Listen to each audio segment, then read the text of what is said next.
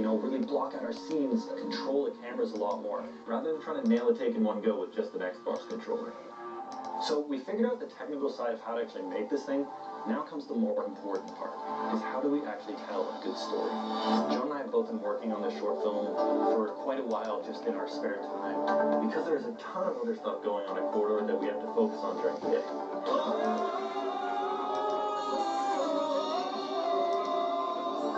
It's been a labor of love, and we have a script we're really happy with.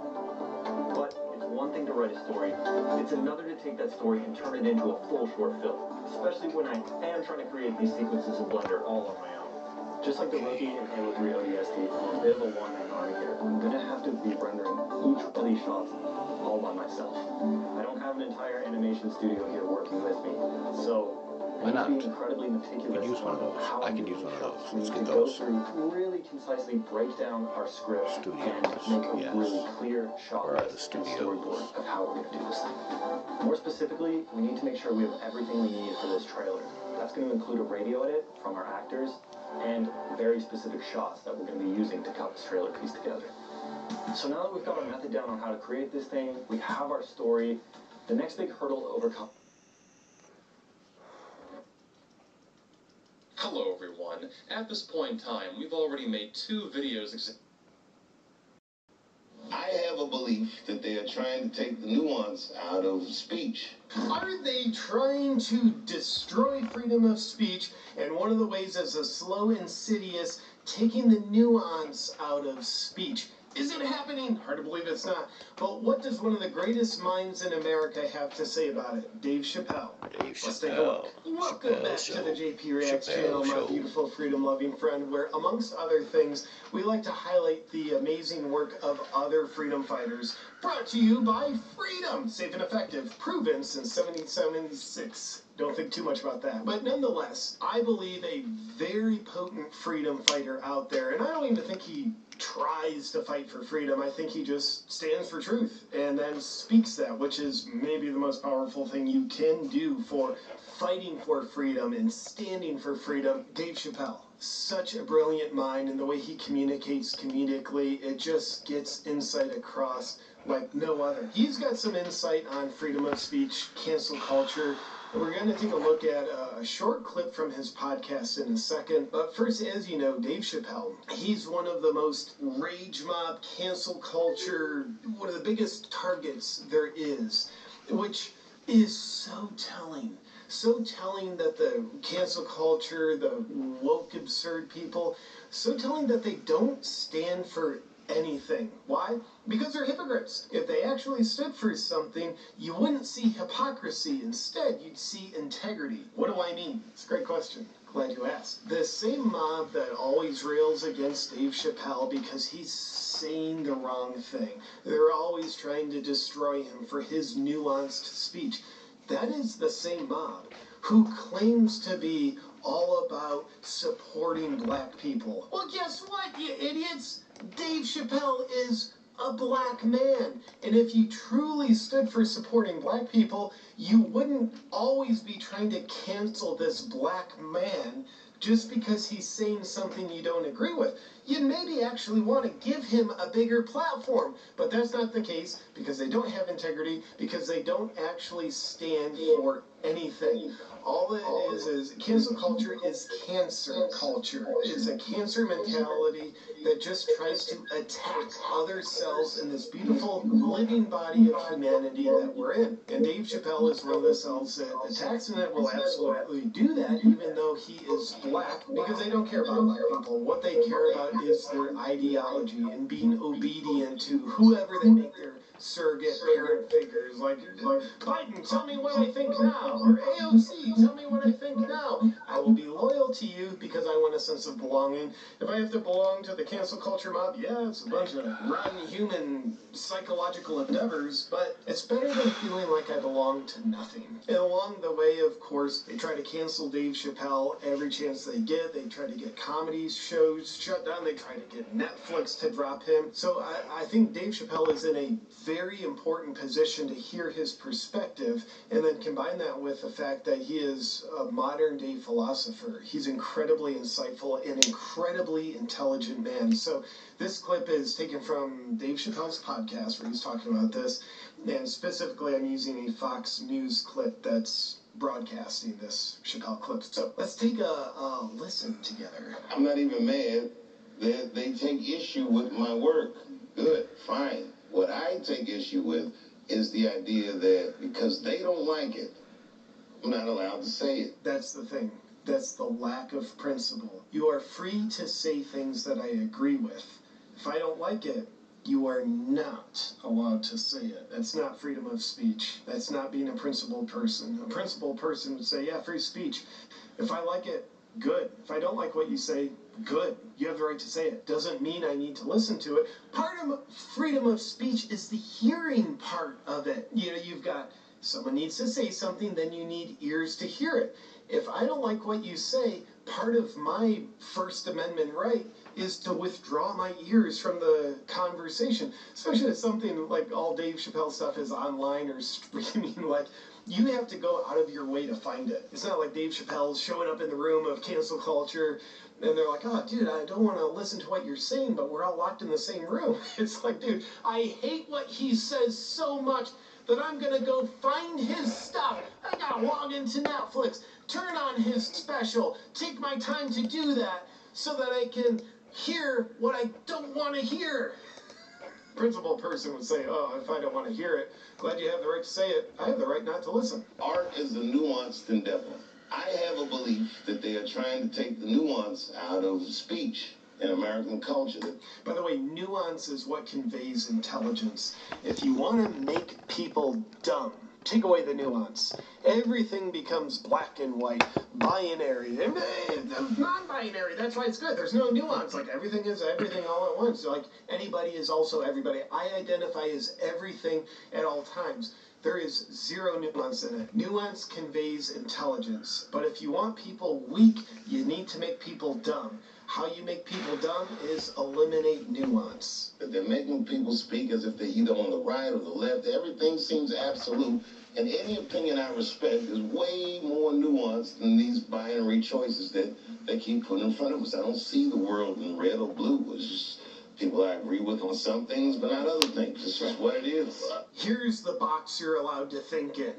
It's like, oh, cool. Well, that box is only like 2 inches big, but there's like miles of thought to explore.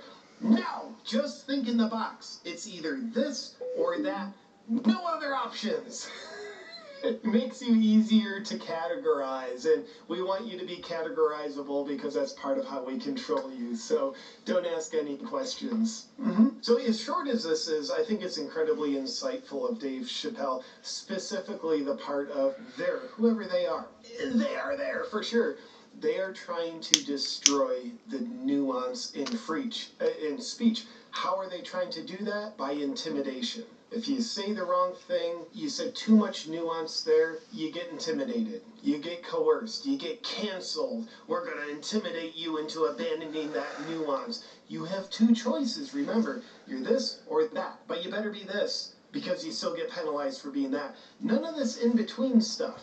It makes it very hard for us to run our agenda when you allow yourself to think in a 360-degree way. As much as I love his insight, I also love the example that Dave Chappelle casts. He appears to me to be someone who's not afraid to lose that which cancel culture can take away. Now, part of that is, like, he's what Brett Weinstein would call someone who's achieved escape velocity. Dave Chappelle doesn't need YouTube. He doesn't need Facebook. He does not even need Netflix. Why? He's established his root system where he can stand tall and weather the storm without outside assistance. If he were kicked off all social media, it wouldn't make a difference for him. He barely even uses social media. If he was kicked off of Netflix, you'd probably see the Daily Wire giving him an amazing deal, or someone else. Dave Chappelle doesn't need platforms because he's bigger than the platforms. That's awesome. That's inspiring. But It sounds unrelatable because not many people are bigger than the platforms that they're on. But I think he's still a very important example because he models the courage of being willing to lose.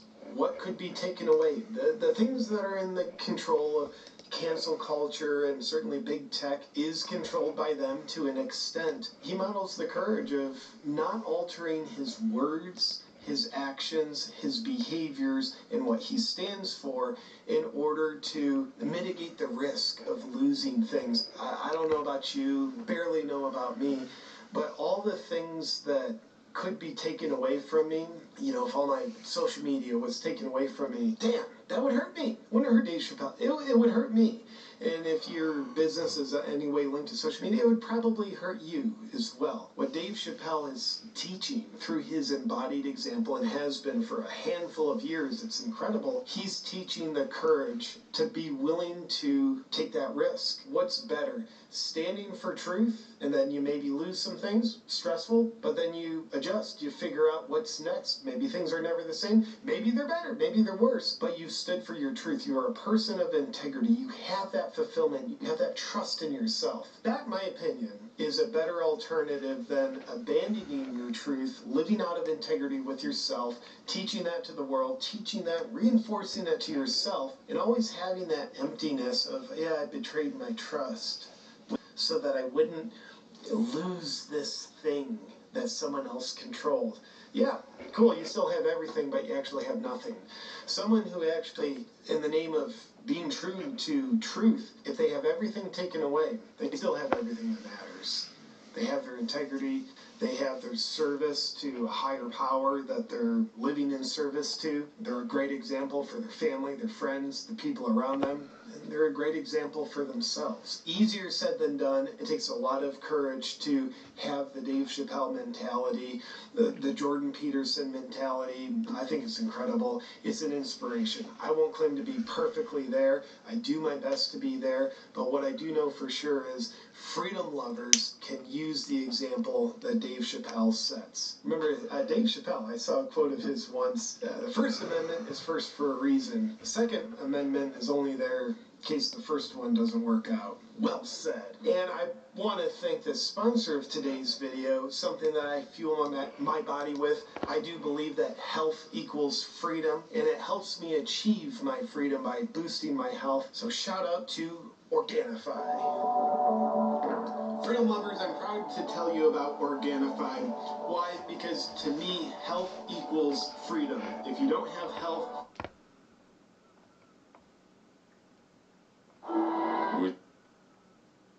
we have some absolutely shocking details about Netflix that some actors have chosen to bring to light, and this is all in the wake of some very terrible things that have come out about Netflix, and I can't even imagine the amount of panic that is happening at Netflix right now as they continue to get more and more exposed. So let's see what's going on with this whole story here. Squid Game reality show participants accuse the game of being rigged and causing trauma. And some of the things here that they talk about here that have happened working for Netflix is absolutely appalling. The new game show is based on the hit Korean drama series of the same name featuring poor, indebted citizens who compete for a cash prize for the entertainment of rich people. On the fictional show, eliminated contestants are killed when they lose the game. Netflix's real-life adaptation involves 456 players competing for a grand prize of $4.5 million. The game show based on the drama series doesn't involve actual death. Well, that's a plus, I guess. But some contestants are complaining about harsh conditions and what they're calling unfair treatment during filming. I started to realize this was never a game I could win, a participant told Vice of the experience. I'm not a contestant, I'm an extra. And there's two things that can be true at the same time that we need to bring up, okay? It can be true that Netflix probably put them through some very terrible things and some very harsh conditions. That thing can be absolutely true. The other thing that can be completely true is that a lot of these people that were probably involved in this game show are people who are completely victimizing themselves and have probably been those types of people already even before this. Like, there's some of these people here that were talking about how they literally quit their jobs to be in this reality show. Like, that is just absolutely insane to me, and I don't know why anybody would think that would be a good idea. Like, did you really think that this being a reality show meant that it wasn't going to be rigged? Of course it's going to be rigged. Pretty much every reality show is rigged to some extent or another, and especially game shows. So I don't know why these people thought that this was going to be any different, and the fact that they're complaining about this means that they either did not do enough research into things beforehand, or they just made stupid decisions, and maybe Netflix promised a whole bunch of stuff to them. Who knows what the details were as far as the contracts go, and I would love to see what the agreements with the terms were before they came on for this show. But all that aside, let's continue on and see what some of the stuff is that is going on here. The challenge is being filmed at a former military base outside London. Many participants complained about frigid temperatures in the massive airplane hangar where filming took place. They described how medical units were dispatched when some participants started collapsing. People started dropping like effing flies, an anonymous participant said of the chaos during the game Red Light, Green Light. People were suffering Charlie horses and extreme cramps because of the cold. People were throwing themselves on the floor because their feet couldn't move. It was getting ridiculous. Netflix denied any serious medical events occurred, admitting that while it was very cold on set, participants were prepared for that. Any claims of serious injury are untrue. That might be true. I mean, these could all just be very soft people that they brought in for the show. I don't really know. We don't really know the actual details about what is going on here, but it also wouldn't surprise me if Netflix did not treat these people the best either. And I do want to hear in the comments below what you guys think. What do you think? Where do you think the truth lies in a lot of this stuff? Like I said, I think there are definitely things that could be true. Two things can be true at once, and I think that could be kind of what is going on here. They realized that while some participants applied to be on the show, others were recruited, and that certain individuals had real microphones while others were fake. They also noted how some contestants had plane tickets booked for their return home sooner than others. Of course it's going to be rigged. You have to be a very gullible person to go onto something like a reality show like this and think that it's not going to be rigged. I'm sorry, but that's on you if you think that. People broke their lease to be on this show. People quit their jobs. That's the part to me that was sad. They made it seem like we all truly had a fair shot to actually win this money. It was already scripted. They already knew the people they wanted in the next round. That's the part to me that was effed up. I mean, it's very hard for me to feel sorry for these people when they literally are quitting their jobs so they can be on a Netflix reality show. Like, it was just the cruelest, meanest thing that I've ever been through, one person told the publication.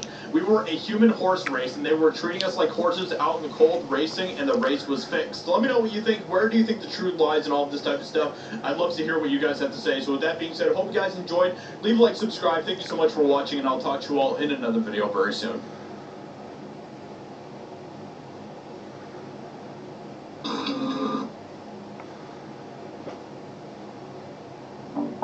We all know that Tesla is a revolutionist in the field of electric automobiles, but they are working to bring electric vehicles. And so after a period of years... And today's video is brought to you by Babbel. To put it...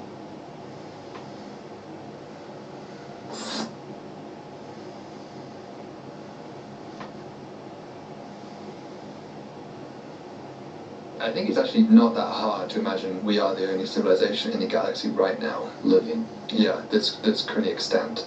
But there may be very many extinct civilizations. If each civilization has a typical lifetime comparable to, let's say, AI is the demise of our own, that's only a few hundred years of technological development, or maybe 10,000 years if you go back to the Neolithic Revolution and dawn of agriculture. You know, hardly anything in cosmic time span. That's nothing. That's the blink of an eye. And so it's not surprising at all that we would happen not to coexist with anyone else. But that doesn't mean nobody else was ever here. And if other civilizations come to that same conclusion and realization, maybe they scour the galaxy around them, don't find any evidence for intelligence, then they have two options. You guys will not believe what I just stumped.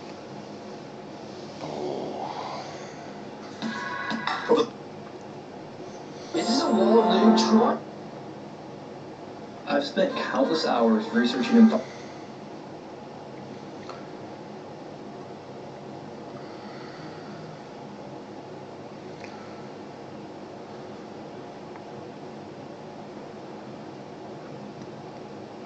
It's a late night, and a pair of legendary computer wizards receive...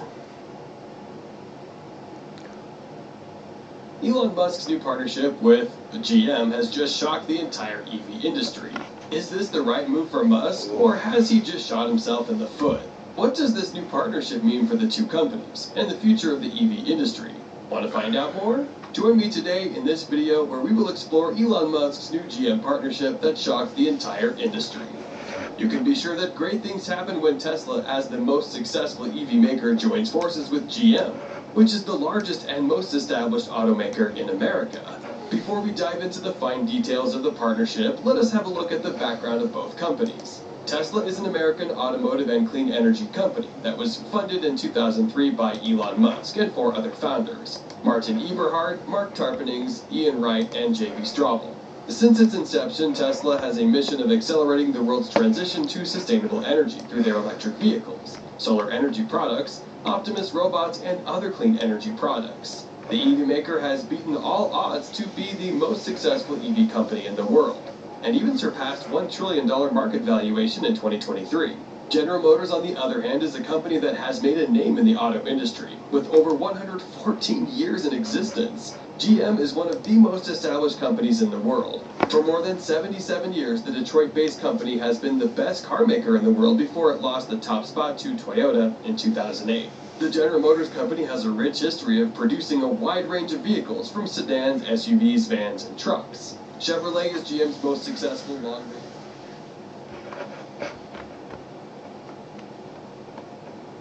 With the other successful GM brands. With such a great history for both GM and Tesla, it's natural to ask, what does the partnership between these two companies look like?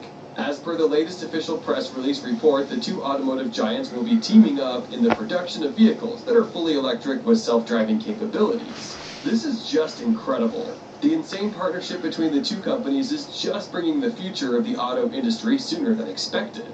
After teaming up with the two companies, we'll also be sharing technology and resources. Tesla brings on board their GigaPress technology that has simplified the manufacturing of the chassis of the cars. With this revolutionary technology, a single underbody of a car can be made in 80 to 90 seconds, allowing an output of 40 to 45 castings per hour, or roughly 1,000 castings per day.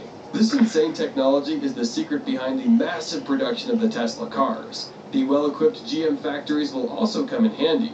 In 2018, GM was forced to close their factories in Michigan, Ohio, and Ontario, as the company was grappling with the changes in consumer preferences and new technologies. With these already established factories, Elon Musk will not need to invest in building new factories. The partnership between Tesla and GM is not necessarily new, considering that the Tesla factory in Fremont, California, is a former GM plant that closed in 2010, but reopened later that year under Musk. With this new partnership, you can expect that there will be a joint production of the new electric car models. While two heads together don't necessarily think better than one, they can surely produce more interesting results, and that is the case with GM and Tesla. The partnership between Tesla and GM brings to memory the partnership between Honda and Sony, who are combining forces and will start mass manufacturing of EVs in 2025, under a new company known as Sony Honda Mobility Incorporation.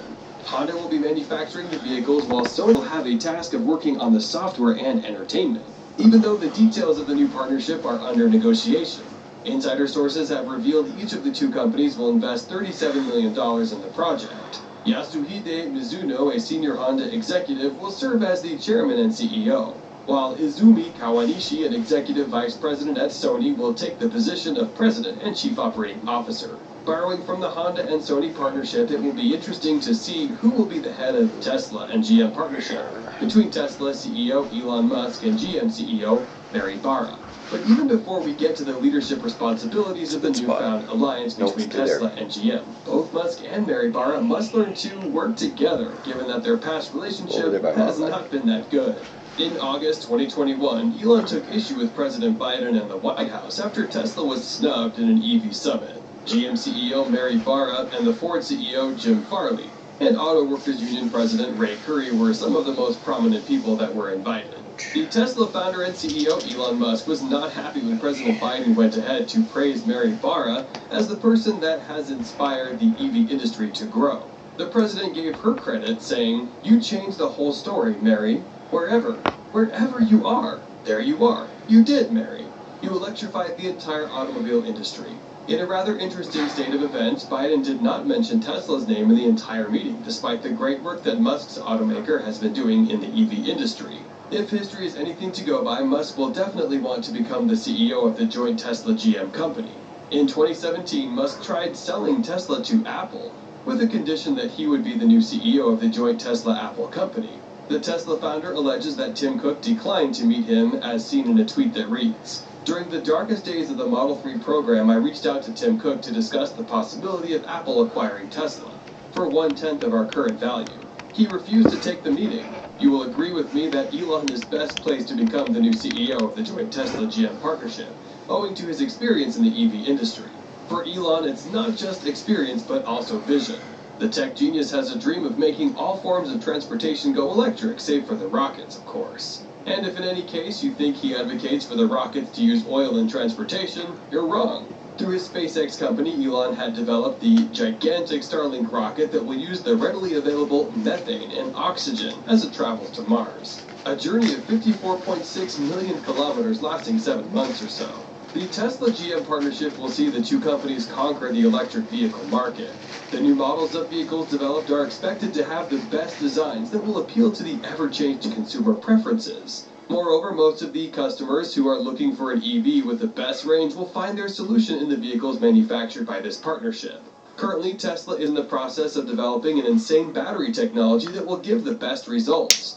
It is expected that in the next few years, Tesla will shift from the lithium batteries to the diamond and graphene batteries that offer better range. The team from GM seeks to establish an efficient supply chain market which will ensure that the new EVs will get to all places on Earth in good time.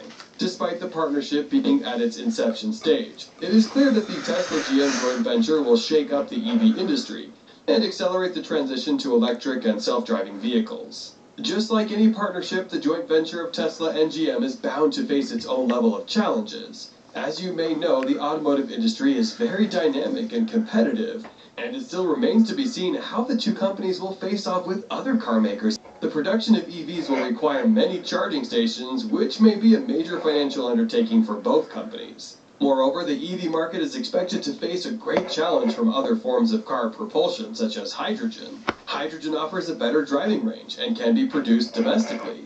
It is also cheaper to operate a hydrogen car given that the gas is readily available in the atmosphere. Hydrogen has been proposed as a potential fuel for vehicles due to its high energy content and the fact that it produces only water when it's burned.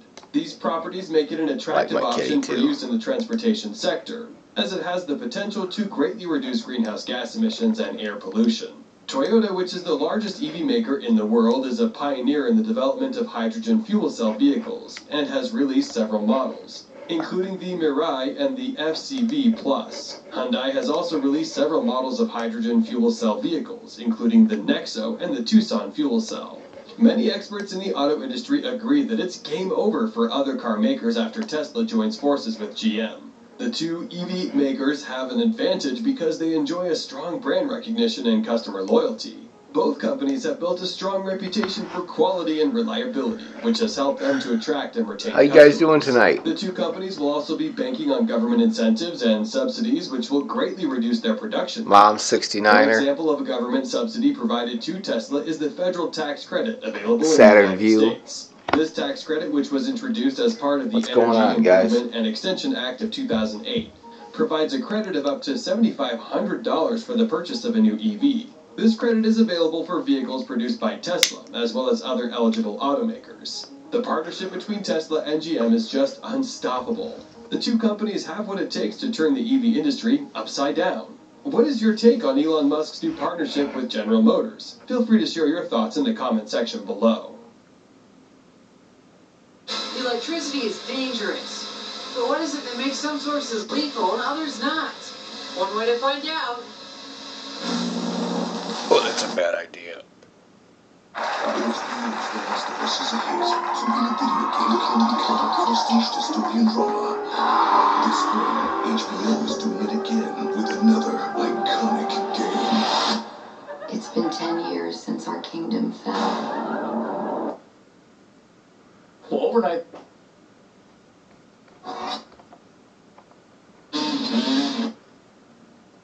Hey, I've got a little pre-eat. Wow, look at that beautiful bird. No. This is young. Clinical psychologist, Dr. Joe.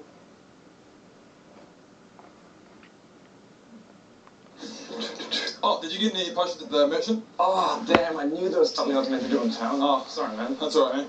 Okay, next. Oh, chest! Oh, hey. You got the chest last time, right? Yeah. Yeah, so this is my one, thank you. Here we go. Come on. It's something good. Oh, damn. There's some good stuff in here. Some shirts, some armor, belt, cup, foot, helmet. Oh my god. Potions. Oh, sweet, we need those. Oh, damn. The golden skull of roll. What's that? I sold one of these the other day to a merchant for 50. I'm doing okay. Just kind of chilling out, hanging out, watching Well, YouTube, grab everything else and going down the rabbit hole. Sweet, ready up. Oh, nice. Good haul. You ever wonder where these random shit? That would be nice. Yes, it would be nice to have a Tesla, but they're getting cheaper. Just not cheap. But maybe the GM versions will be cheap. I don't know. That's good. Because I am honestly at breaking point. Do you know what I mean? Like, another story. Dude, This camel's back's like, I had sinus and ear infection, and they gave me antibiotics, and every time I take them, I become super bloated in a painful way. Did you eat I put off taking the one today, and I finally did, and it sucks. Okay. Yeah, like around 30,000, 20,000, 30,000 would be great, right? With those diamond batteries, with the solid state batteries, that would be the shit right there. That would be the... That'd be worthwhile. For real. You're not picking up anything. Where's the stuff? Oh, it's got out of my hand. Well, the stuff's gone, isn't it? What? But I hid it in the forest. You didn't hide it in the forest. It's in plain sight. Why did you leave the chest in the middle of the path? I put it behind the trees. Put it behind the trees. It's not behind the trees. It's in the middle of the trees. Sorry, I feel like you're kind of putting a lot of blame on me. Oh, you feel like you're getting a lot of blame. That's probably because it's entirely your fault. What? What? How's my fault? How's it my fault? Yes. Solar panels and wind turbines. That would be perfect. I would like the ones that spin this way.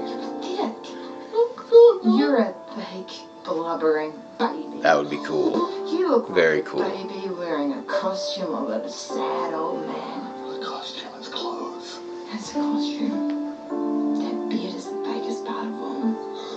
A bad, bald baby with a big, bushy fake beard. Right. And a good battery wall. This marriage is a failure. Just like your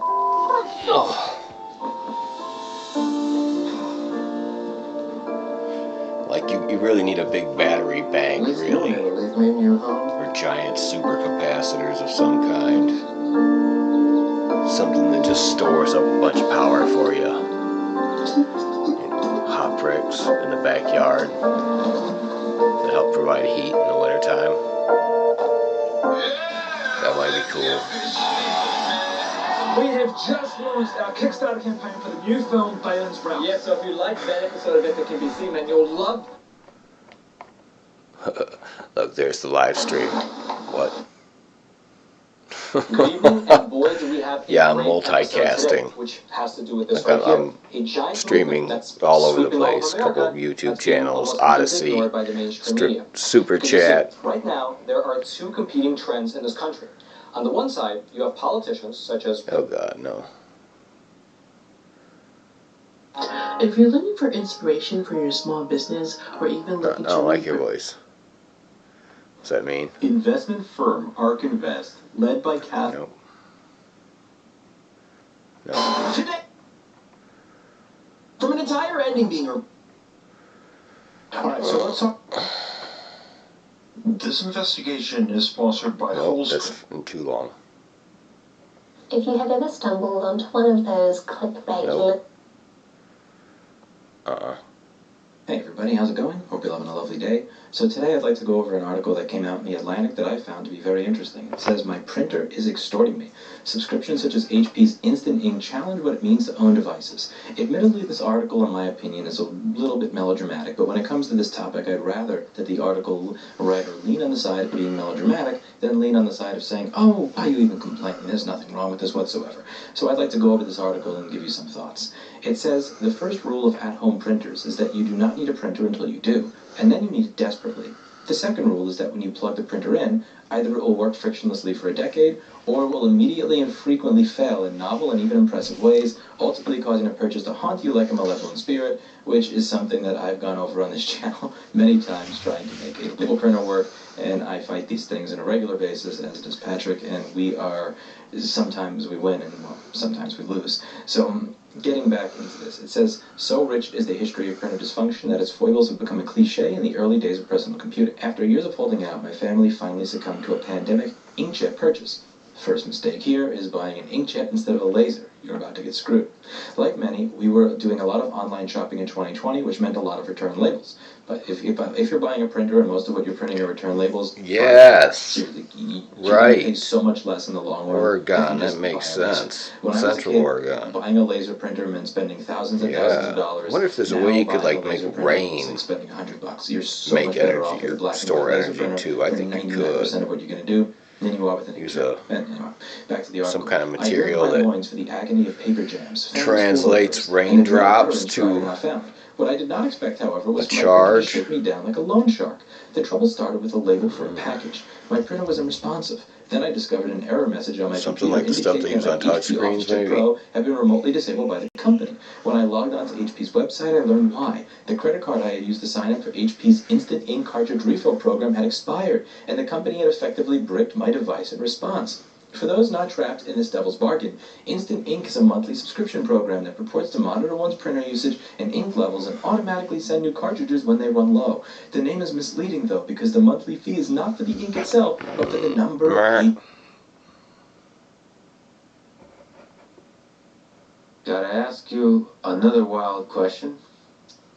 What do you think of Bob Lazar, who claimed that he worked at and saw in Area 51 a propulsion system fueled by, I'm quoting here, maybe from Wikipedia, I don't know where I got this from, fueled by an antimatter reactor, which used as fuel the chemical element with atomic number 115. At the time, it wasn't synthesized. It was later, I mostly believe 2003, Bob Lazar. synthesized, named Moscovium.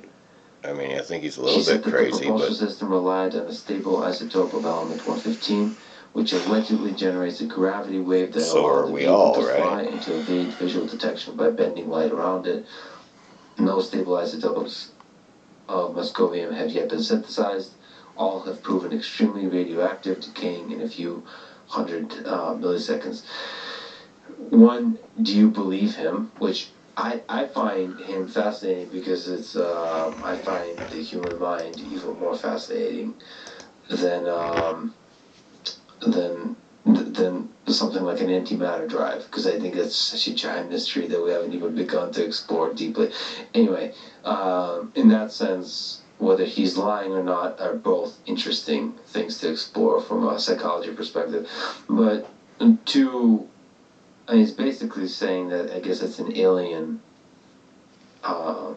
extraterrestrial engine thing. Bob Lazar. I mean, I'm happy to change my Or Lex opinion Friedman. based on new evidence at any point. I have, like... I mean, really. The biggest part of me wants Lex to say Friedman's this is got a weird obviously name, just right? stupid and a hoax and just total... Lex Luthor was crap. always the And then antagonistic / another part of me still was like, sometimes this is exciting reluctant and fun to hero, think that or this is all real. And then another part of me goes, why? hero on account How of good is this guy at lying and making stuff up? Because it's all really good. Like, good storytelling, good, like... I don't know what to think, honestly. I don't know. I'm really very skeptical about anyone explaining anything like this. Like, I mean, my radar is, like, screaming at me, like, full crap, you know? But I'd say, like, there's still a part of me that's just like, man, that is kind of cool. How did he know that? And, like, you know what I mean? It's, well, I think you're conflicted. I think you're actually in the best kind of place, because it's, I'm afraid of being the kind of person that hears something like that and says it's definitely, he's definitely full of crap, and basically close my mind off to all that stuff.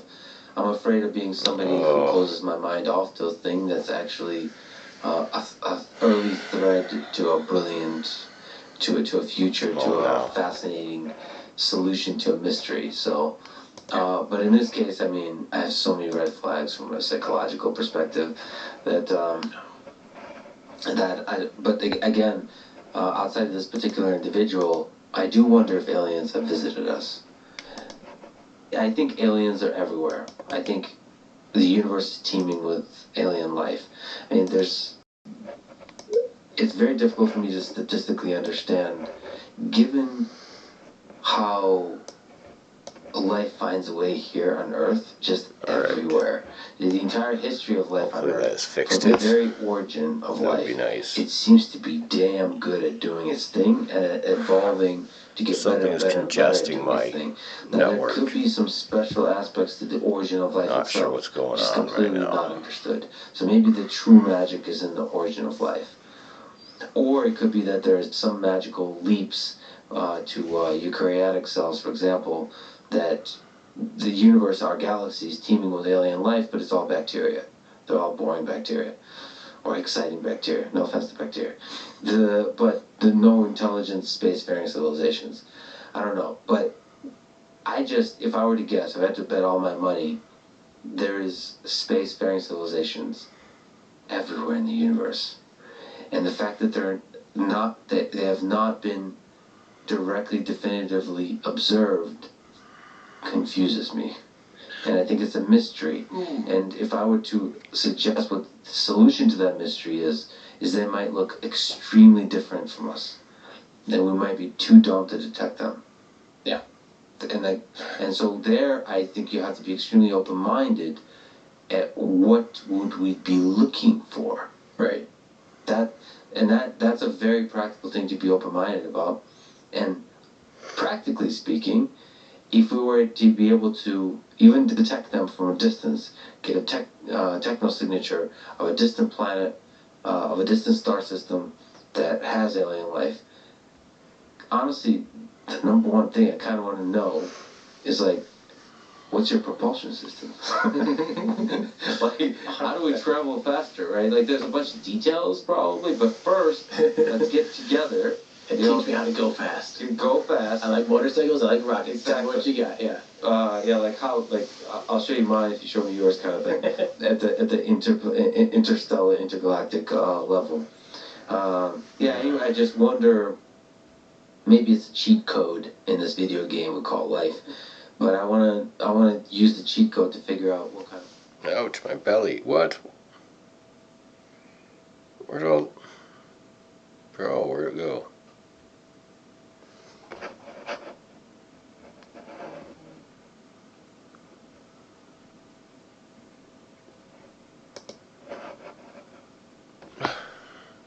Just erased all that video.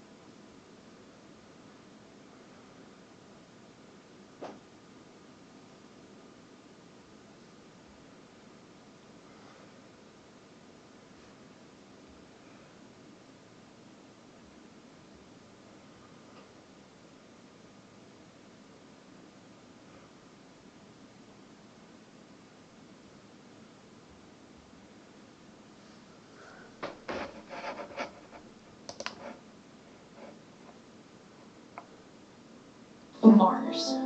I always wonder what it would be like to live there and to build. Me too.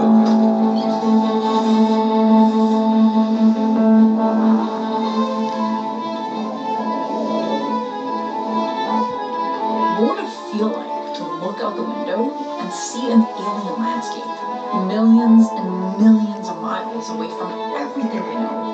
Although the exact timeline is unclear, we're definitely planning for a new life on Mars, and we're putting a lot of money into it. NASA has plans to send their first human mission sometime in No, bro. also establish a city of 1 million by 2050. Yes. The Emirates plans to build a human settlement by the year 2117. Although there's still a lot of variables and unknowns, in the last couple of years, we found potential water, they found organic molecules hinting to signs of life, and technology is accelerating at an insane rate. This video is sponsored and brainstormed with Millinote. More on them later in this video. The Kardashev scale is a method of assessing the technological capabilities of a civilization based on the amount of energy it can use and manipulate. A Type 1 civilization has full control over all of our energy sources. We're currently at Type 0.72, but we are on track to reaching Type 1. And once we get there, according to Kardashev, we're going to have such a profound understanding of science and technology. We're going to be able to manipulate matter and energy on a molecular level. We're going to have control over the weather patterns, and we're even going to be able to colonize other planets. So maybe it's just a matter of time that humans start to expand beyond our planet. But what kind of conditions do we need to build for humans to really live there and not just survive? And is our species even ready for this?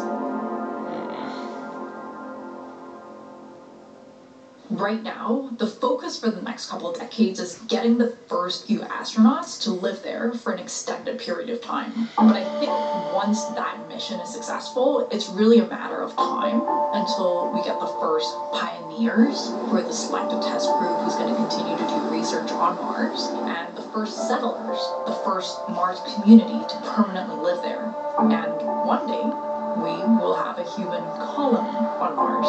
They'll probably think and maybe even look very different from us.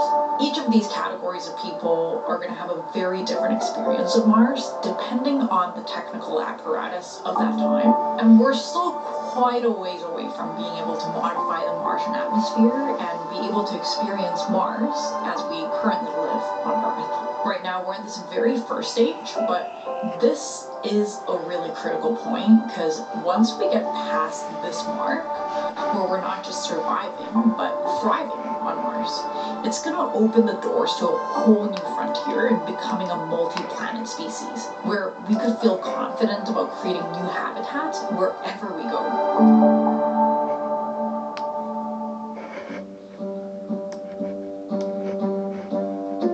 There have been lots of different proposals for habitation on Mars, but it seems like we are leaning towards a construction method that's a combination of prefabrication and 3D printing, using the local material on Mars.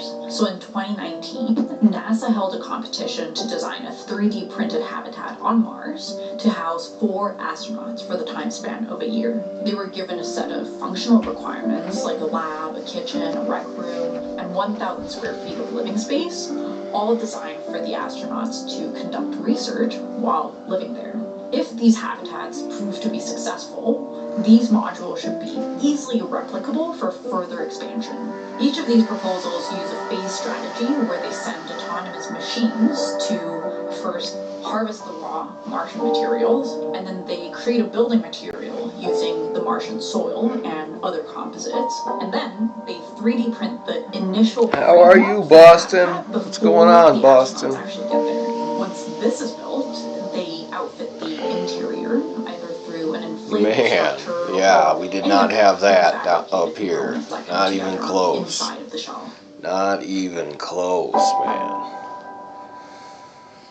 To make been this cold. video, It's getting I warm hundreds of now. articles and videos, and I got a sinus and ear infection and had to go get antibiotics, and they're just gutting me, kind of literally. choose from, and for us, having a visual mind map They're a like bit this evil. always helps us make connections that we didn't see before. You can very easily drag and drop images, and my favorite part is how it converts links into thumbnails, so you don't ever need to download things. All of this is on the cloud, so you can share it with other people, and it's completely free with no time limit, so you can sign up using the link in the description. I'm actually really curious how you guys use it, so if you've tried it, let me know in the comments. Oh, no.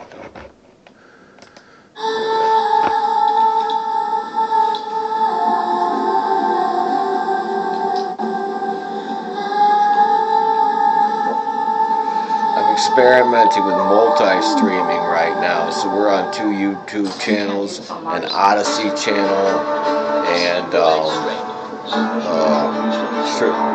Super Chat. Right? That's where we're at. With a huge amount of problems on Mars, Okay. like radiation, massive Glad we got that all figured out. exposure to dust and other contaminants, changes in the nervous system. There's lower gravity, which can cause what they call a puffy face. I would like lower chicken gravity leg right now. Yes, that's what it's actually called, chicken leg syndrome. Chicken leg Of course, you're syndrome. really far away from anything and everything, including food, materials, hospitals, and equipment. Even if Well, everything I'm was glad to perfect, hear that, Boston. That's actually that's kind of awesome, for real.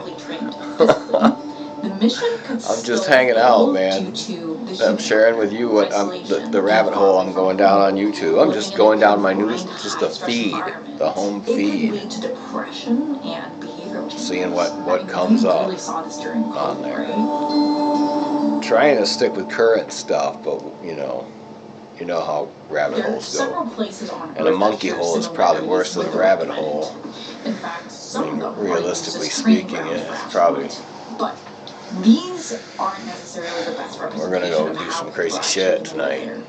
Because Mars doesn't really have a living surface. With zero air pressure, Mars is essentially a vacuum. You just can't survive without the suit. Is the mic better? I hope the mic is better because I think I need to turn it down a little bit because I'm loud as a motherfucker. And you will die within minutes.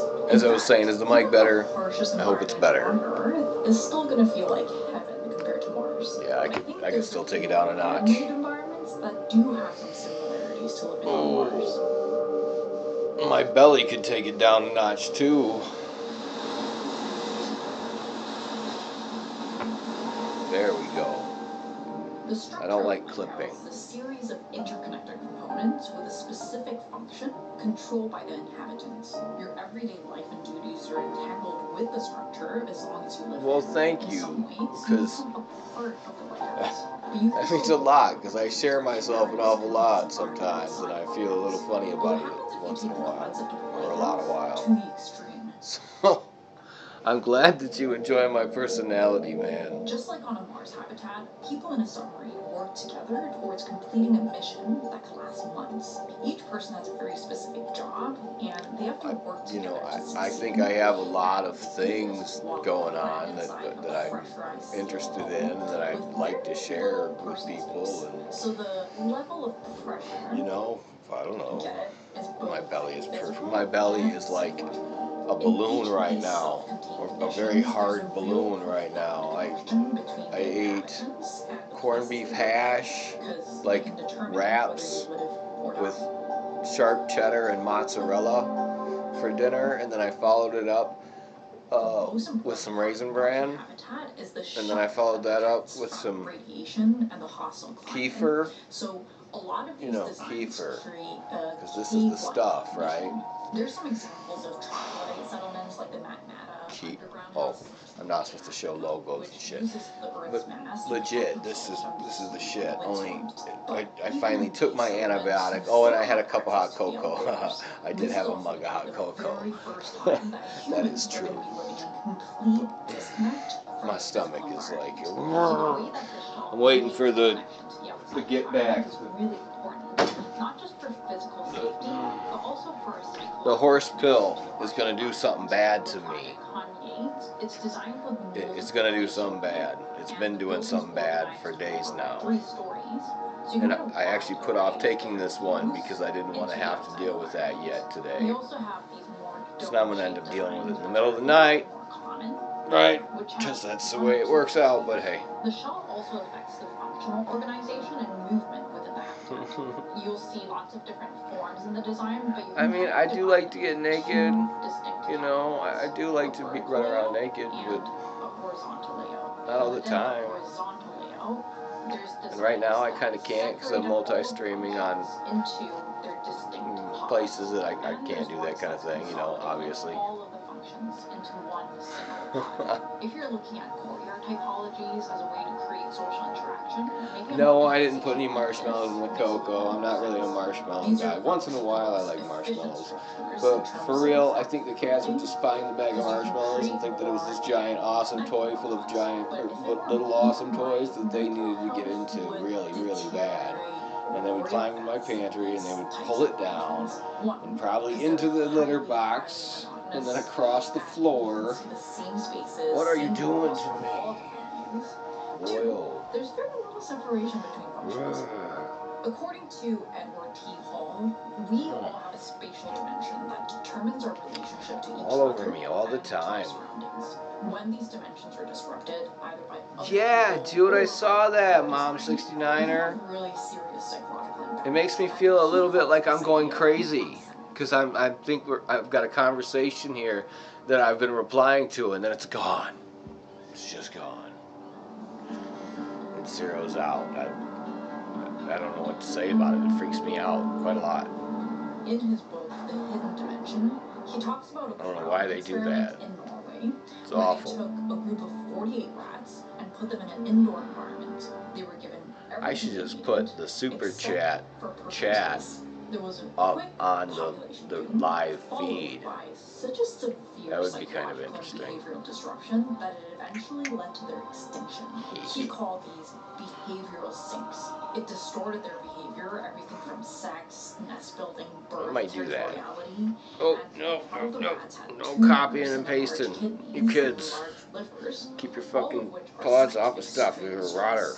The crowding led to you don't know how to use it. You just think it's fun to make it do things. For the most part, developed a level of cognitive sophistication. You just want to touch it because it does things. Yeah.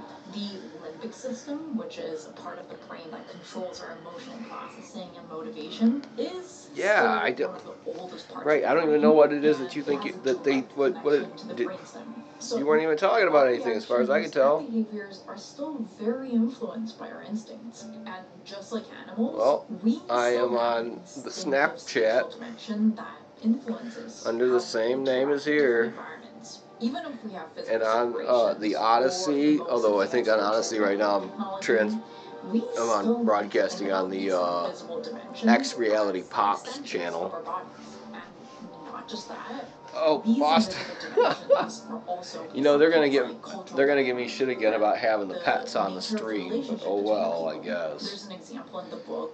It's always something is always against the rules. It's not like I do something weird with my animals; they're just sometimes here. You know, what can I do about that? Filter out auditory information, and they speak more softly. Yeah, Mom 69er, you can find me on Snapchat under Monkey J Show and on the YouTube. I am broadcasting on YouTube as Monkey J Show, and X Reality Pops also on YouTube, and on Odyssey is X Reality Pops. So I'm all over the place. I was also broadcasting on Meet Me, but Meet Me, these two proposals divide the functions vertically, and these ones divide the it took too much in resources, I think. I don't know. Things are already getting janky. Provides more separation. In X House, the sleeping area is the same pod as the lab. So the lab and the gym. I don't know which one that one is. Another pod for the kitchen. And the two vertical proposals have all the functions separated into. I want to broadcast on Rumble, but apparently I have to have more followers on Rumble. My preference would definitely So be the vertical one. I'm gonna My reason is because Gotta do more with that channel or something. Wait, that's the wrong end. These are some stinking ass little brats here. Sometimes not. These people are living in the same environment, doing the same thing, the same people, eating the same hung up on Dad. food every single day for a year. Everything is scheduled, everything I don't know where it went. and there's absolutely no surprise. This type of arrangement means that no, I don't usually zoom. I go to the kitchen. If I want to go to the lab, Quit. I'll go this way and I'll go to the lab. Leave me It's be. really efficient and it's really purposeful. I'm doing a thing. But I don't know what I'm doing. I think in such a We were trying to watch this thing about whether or not we can live on Mars without, you know, having to significantly modify the humans that go there. And then maybe modify them again to in get... those moments, you might run into another crew, or you might find some other activity that's going on. And the result if they want to come back. You don't just get a variety. Then again, we're probably going to be able to modify people at a genetic level in really cool ways, really soon. Like, you'd be able to just like go in and take some pills for a few months and be a different sex for a while. Literally be different genetically. And also be whatever age for as long as you don't do something stupid enough to actually destroy your body. Was a garden, and a lot of these other projects Curl in your teeth. Highly efficient That'd be way cool. But again, I really like how might hurt a little bit, but I could live with that. Unplanned space. I think most of us could. Also, dual functioning. Look, guys, what? I'm not trying to play. There's constant Let's messaging play with around that these one. explorations. There you go. We need to design for people to thrive, not just survive. And this one here. Of course, There the you safety go. and efficiency of these Carry each other up. are very, very important. They're going to form the basis for our attitude towards inhabiting foreign landscapes. I do. I watch a lot of movies, but I figured I could get away with probably, you know, like just playing this random content and probably not get away with, you know, showing y'all how I usually watch movies and TV.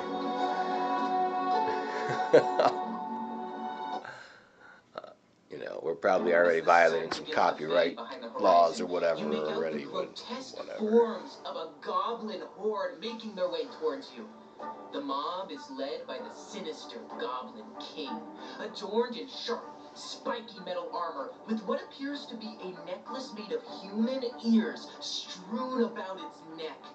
As the horde surrounds you, the Goblin King approaches. What's with his hair? It seems you have something of mine, don't you, travelers?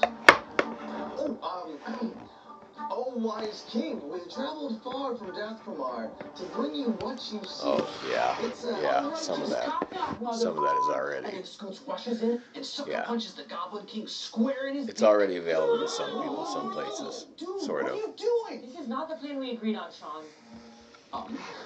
As I've said many times Still, before, I don't know. I'm okay with letting other people be beta testers for that kind of thing. You know what I mean? Like, give me some kind of more finalized product, Sometimes preferably. Scoots just gotta Scoots. Ha! Natural twin. Hopefully. I feel like the camera and its sensors need to be Your cleaned off a little of bit. the Goblin King was a Ooh. critical success. A look of pain and understandably confusion flashes upon his face as he goes sprawling onto his back in pain. As the rest of the horde surrounds you to ready their weapons, roll for initiative. Damn it, Scoots. Why did you do that? Man, I feel like I need to reset my network. Because Scoots is a wild card, baby. All you guys want to do is immerse yourselves in the world and get swept up in the narrative. Boring! Scoots wants some action. Screw the consequences. Except it's that exact screw the consequences mentality that got us into this mess in the first place. We wouldn't even be here if you hadn't insulted the Lord Regent by putting an alchemist grenade in his daughter's wedding cake. Damn it! Classic Scoots. If not for our sakes, at least think of the DM. Brandon spent weeks planning this campaign, and your bullshit on night one where you stole that carriage threw all of his plans right out the window. It's alright, Sarah. It's alright, really. I mean, I appreciate you going to bat for me, but that's the burden of privilege. of being the DM. Though it's my duty to create a narrative framework for us all to follow along and enjoy, ultimately it is the decisions you all make along the way that determine how the story unfolds. Or more specifically, one of you chooses them to go, I am honor-bound to make it work. See? This guy gets it. Ooh, another 20. Scoots is hot tonight. Wonderful. Scoots, you take the first action. And I would like to remind you that you are holding the crystallized rose of tranquility, which when exposed to direct sunlight has the power to pacify anyone with an 100-yard radius. Ooh, good call. Next, Brando.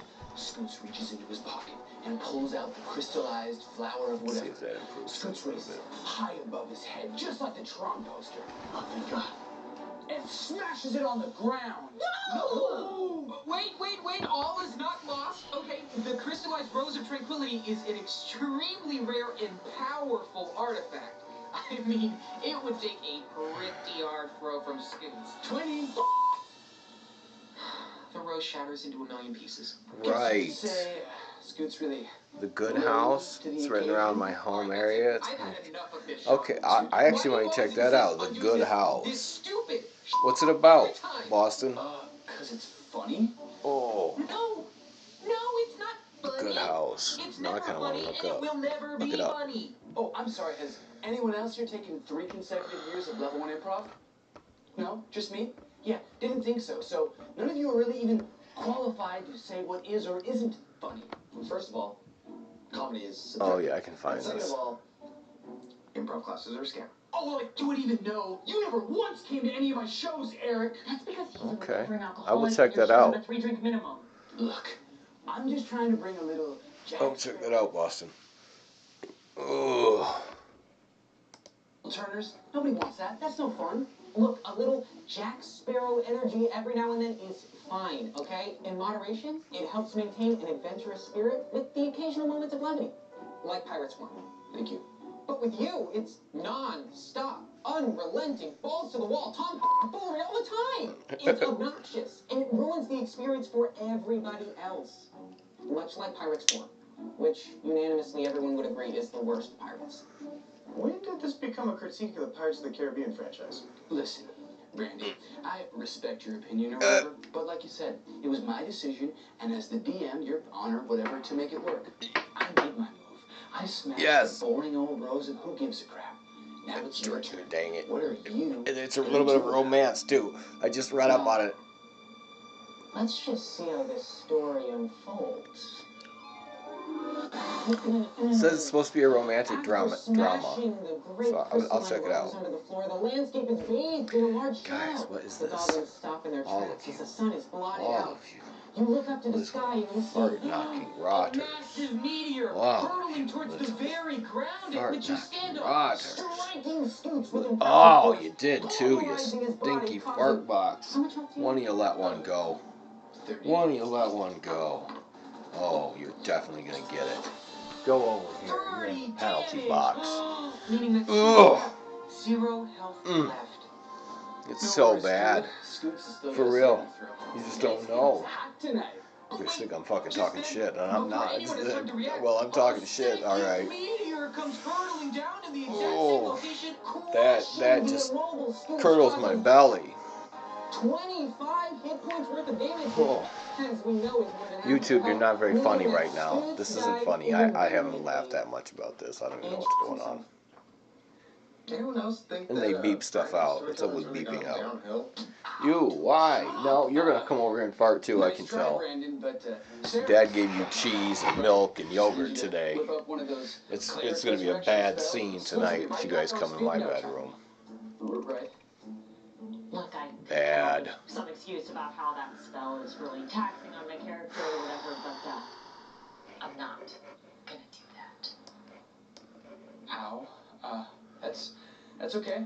Well, rip Scoots, I guess. But luckily, Scoots' twin brother Skeets just so happens to be in the next chapter. I think.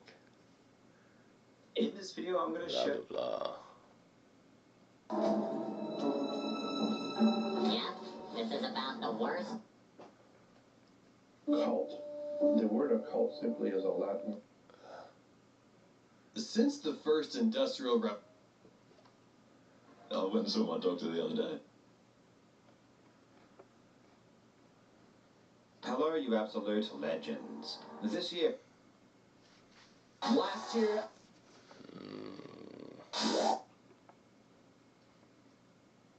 We're gonna be talking... Nope. Hey guys, can you see? Nope. I try to convince people. The richest black man in America.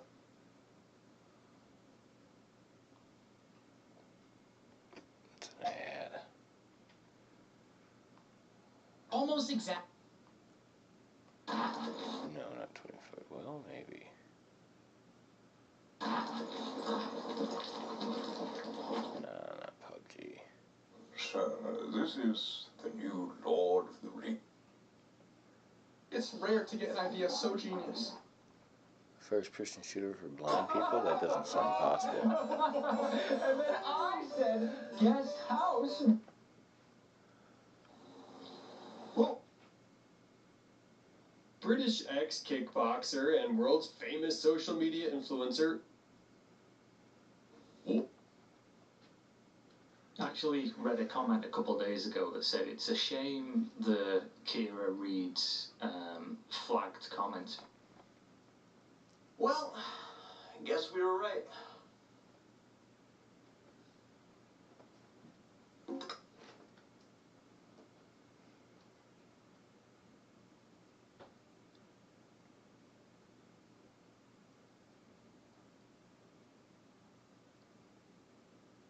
It's gonna play it.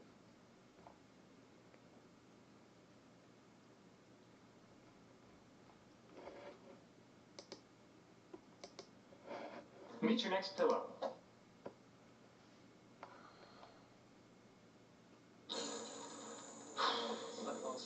There we go.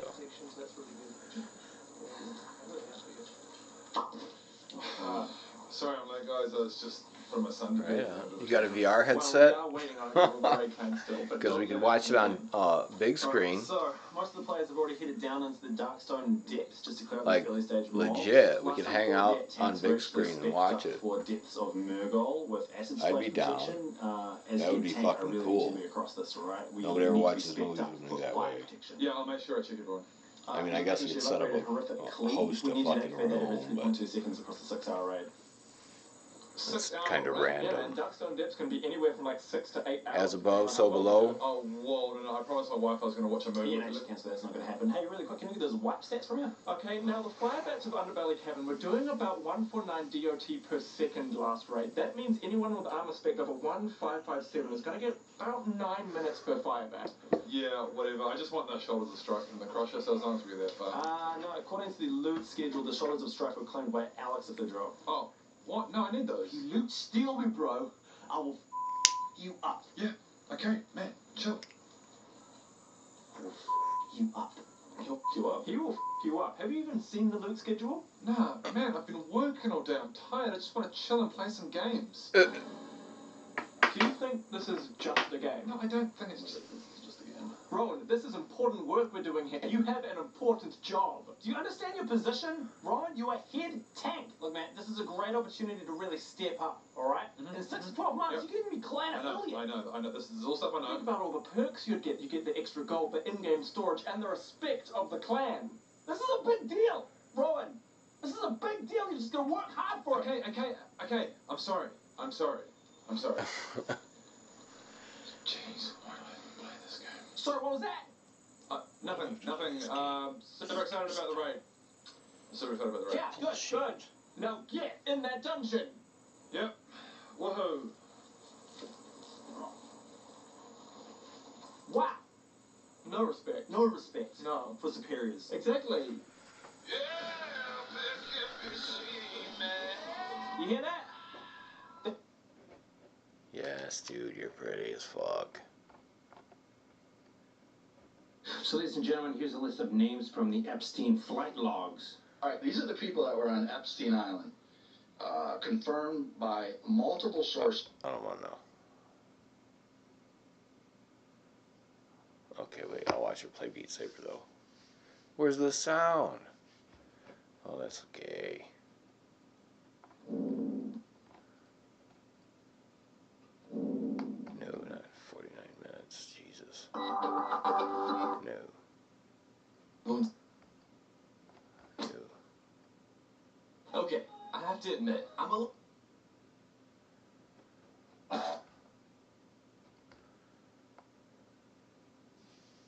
Have you ever heard of chat AI? Well, it's basically artificial intelligence that can interact like a person. It can be really useful in amazing ways like answering questions so you don't have to scour the internet. It can also do things like write articles and descriptions for your blog or website if you can't afford to hire a writer. You're not a very good all right, one. Boston. But it's not all good. All right. Teachers Good scary are movie from 2014. this tech is going to hinder learning. Kids are turning to chat AI to write their essays. And now more AI is being developed to spot the work of other AI.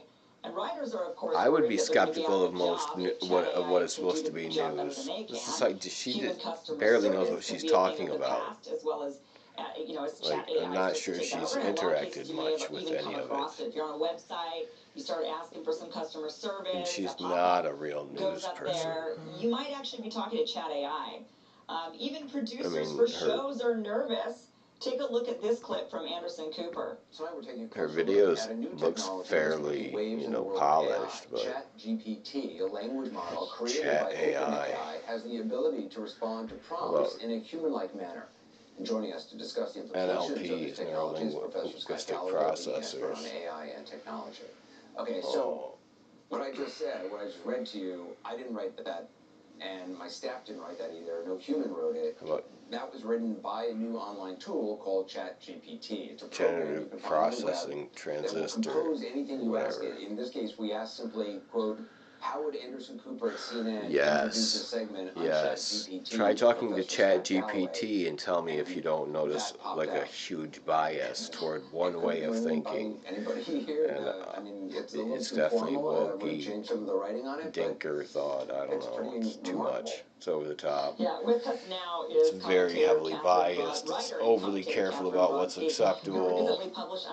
Too much of how that was done, I'm sure had a psychological impact on a bunch of Kenyans who made less than $2 an hour. For me on this show. Yeah. It is a bit formal. It's way too formal for my show, but it's learning, and I think that's kind of the point of this program is that it learns the more people use it, if I understand that correctly. Can you explain to people a little bit more? I mean, I know you, in your piece, you've been using this type of AI plus even art AI, where it actually will compose pieces of art. Mom's staying on me about taking the antibiotics. Are we in for it? Are you doomed? She's killing me, though.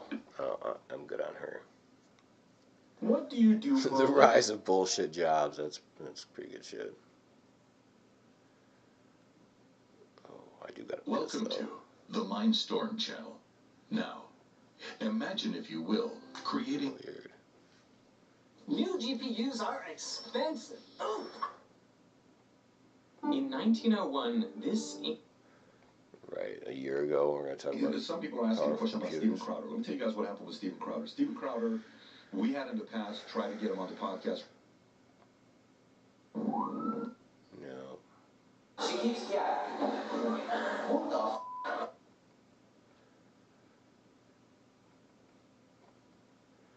Camelot331 here, and GameStop has just done something that I actually thought they would. Globalists plan to shut. So I'm not. I feel like it's so homogenized.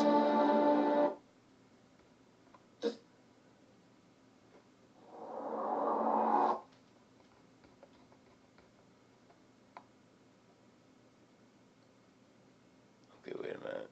Then we could watch this Cybertruck footage.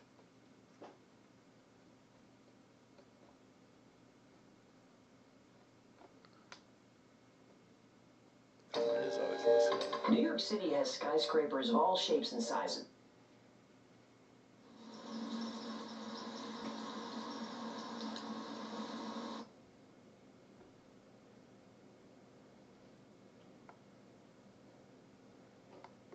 just doesn't want to play, huh? Oh, 'cause it's a short of some weird length.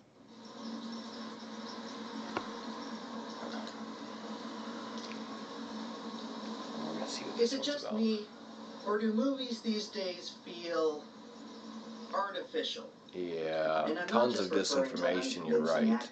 Yes. Yes, the CIA and the FBI like write all up in it. And then it mostly being owned by a couple people, and those people mostly being owned by a couple fewer people. You may not be able to tell that anything has changed at all. But I don't know. There's something about movies today that just feels off. All right, let's bring in the panel here. Today, my co-host Emily Compine. That's true. Hello, Peter.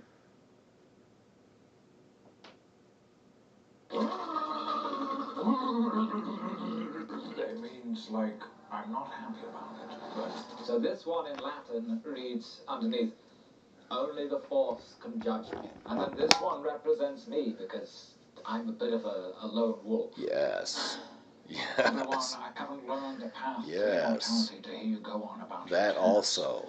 Everything has been watered down in that way. For the last 20 years. Really, everything has been watered down in that way. Chuck Palahniuk can't really exist in this atmosphere right now. I'm sure you know Chuck Palahniuk. I'm sure you know. Like, he wrote Fight Club and so many other books. Who wrote Junkie and Naked Lunch and what was the other one? Junkie, Naked Lunch. No one is as and Queer. Was it Queer? Jar Jar is more of a theory, but with a huge amount of evidence. Anyways, there are certain books and certain authors that you really can't discuss in detail with ChatGPT, which is crazy to me, and that's pretty much true on any station at this point, on any of these major networks right now.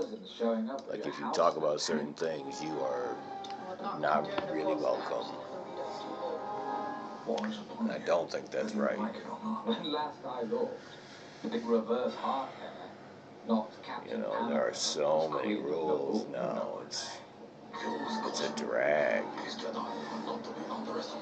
Oh, we won't underestimate. You have to be very careful about what you talk about.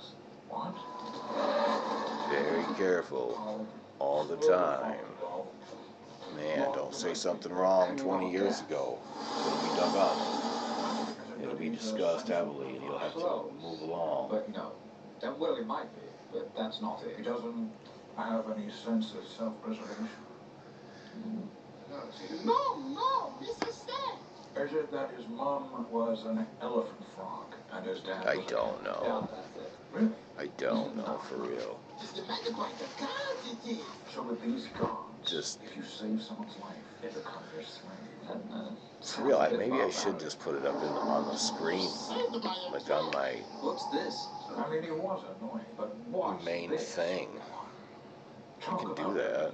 Yeah, watching this back. I think. It's not a great look for us, is it? My brain works kinda, sort of. Maybe I should actually open this first. You seem to really enjoy that. He'd been well annoying. Rich Symphony. Who, Jar Jar? Jar Jar. No, you. Ah, so close. How much further? Is it going underwater, don't you say? All right, I'll tell you. I'm sick of your little game. The internet thinks Jar Jar is a Sith Lord. Oh, the internet thinks does it. Well, who else does the internet think is a Sith Lord? Winnie the Pooh. Huh. Yeah. I'm going to force lightning, you piglet. Honestly, you laugh. But once you see it, you can't unsee it. This hasn't been our day for warm welcomes. See it, look at that. If that's not a forced jump, I don't know what is. It's not a forced jump. There's not nearly enough Chuck. He's just got meaty cars. Remember, I never shut up about them. I mean, what did he say?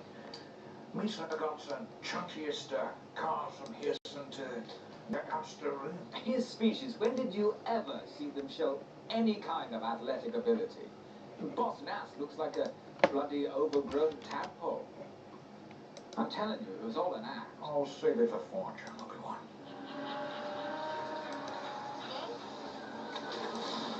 I remember thinking at the time, if we don't get these roads dry soon, it could become very dangerous. That would be the most embarrassing way for a Jedi to go. Hypothermia. Yeah, you can tell the Sith haven't been around for 1,000 years when your biggest worry is being a bit down. Meets are going to take a short moment to talk to you about Wonder, the sponsors of this week's video. Wonder is an app that turns words into digital artwork using a realistic model. That makes it nearly impossible to notice that they are not made by a human artist. Click the link in the description to download Wonder and try it for yourself with a free trial to the premium version. To get started, all you need to do is enter an adjective, a subject, and a situation in the prompt box, and then select a style, and you can generate your own unique artwork. This is my attempt to make Jar Jar Binks. Looks part Gungan, part Camino, and events. You can even upload your own pictures as well. So, if like me, and you need to bring a memory of the first meeting of your two favourite Jedi Knights back to life, or create a new, unseen Jedi type, Wonder is exactly what you need. Don't forget to click the link below to download Wonder and get your free trial of the premium version started so you can put your creativity to the test. What is this? Atlantis. Atlantis, Georgia. Otto Gunga. They already said. Alright, sorry. Turn it up.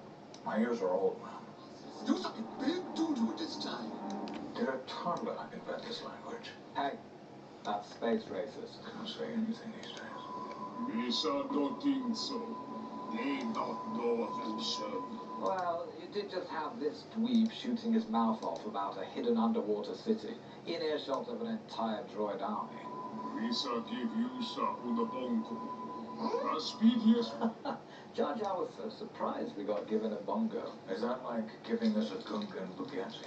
Boss Nass is just like the Gungan Andrew Tate. What's an Andrew Tate? He's like this sort of knobhead misogynist who said Star Wars fans could never get a girlfriend. What? I take that personally. I know. It's alright. Greta got him. He owes me what you call a life debt. Your gods demand that his life belongs to me now. The heck does that mean? It means, like, I'm not happy about it. But yes, okay, I don't have a choice. So instead of saying, yes, but go fuck yourself, you go, miss a light this. You were banished because you were clumsy.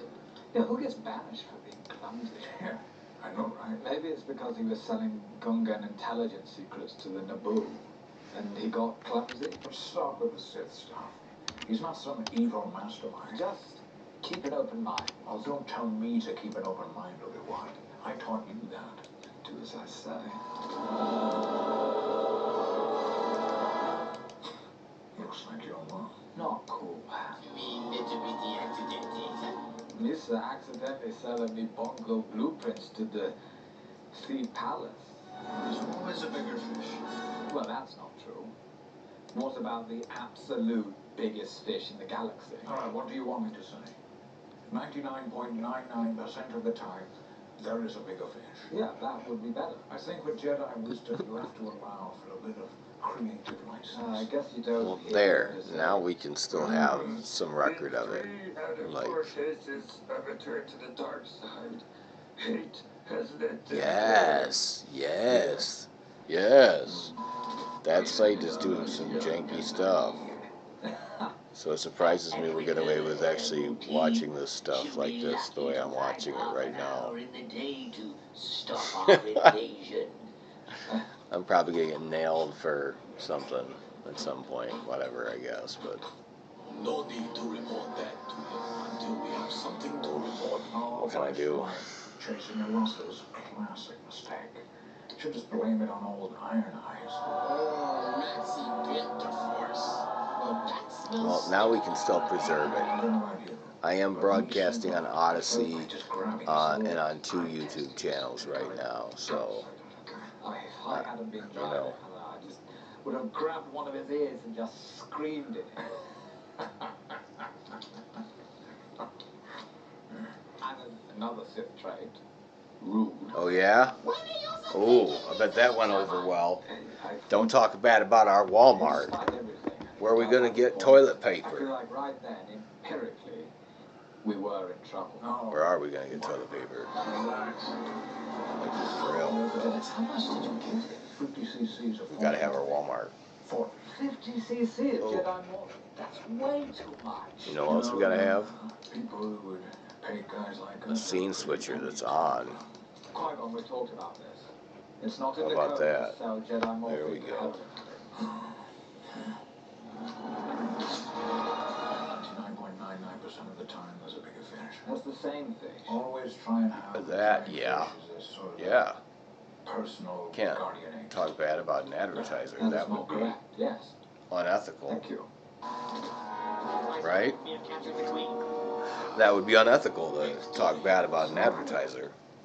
That's enough for today. So what do you think is your theory, Qui-Gon? That's how that works. Right? What would it take for you to believe it? You'd have to do something pretty mega. Why do I want like candy? Like destroy the entire Jedi Order. Or have a ring like spinner. Oh, That also. well, let's keep watching.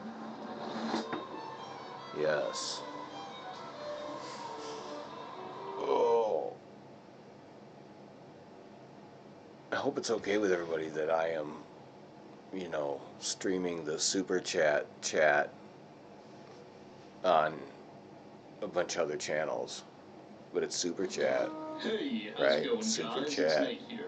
It's super And chat. just We over love it. 2.5 Super years chat. ago on this channel, I uploaded a video investigating the origins and nature of what I think could reasonably be called... No. No. This video is sponsored by Raycom. More about them at the end. Nope. No. I didn't. What do we got going on here?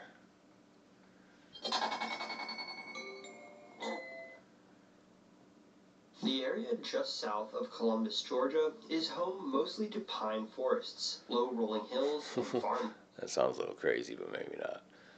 Yes. Here we are back in Honeywood. Thank you, adventurer. You have finally defeated the evil. Dude, war on drugs is a really bad idea. What we need as far as drugs goes is just like pharmaceutical quality everything available to fuck ups. You know, I don't know, a special credit system or something. Deliver word to Fred I don't know. Orchardson that Gongarin is dead.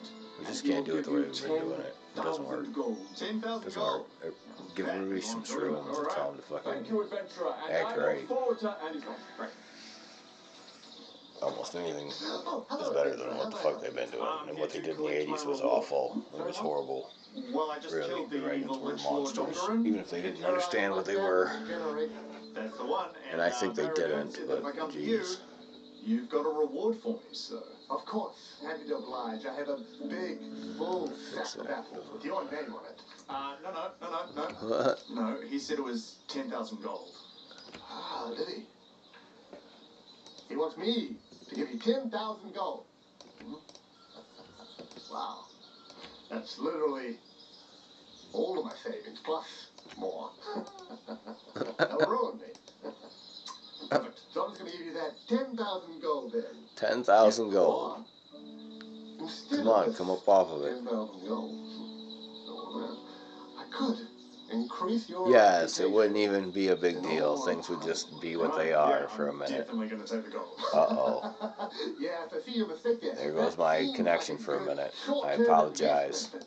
A reputation will last you a lifetime. Generations to come will talk about you in hushed tones. Jeez. Honey-dewed whispers. I'm going to take the gold. But a reputation could give you a single look in your enemy's eyes and they would respect you so much. Alright, is everything back to normal now? I'd rather I hope spite them so. myself, so I will take the gold. Yes, Man. gold can buy you many fresh kills, but a reputation. Yes. Kill any. Like, cocaine is not that big of a deal, No, right? seriously, give me the gold. I mean, it's fun, but it's not really a thing. No, don't. I would urge it.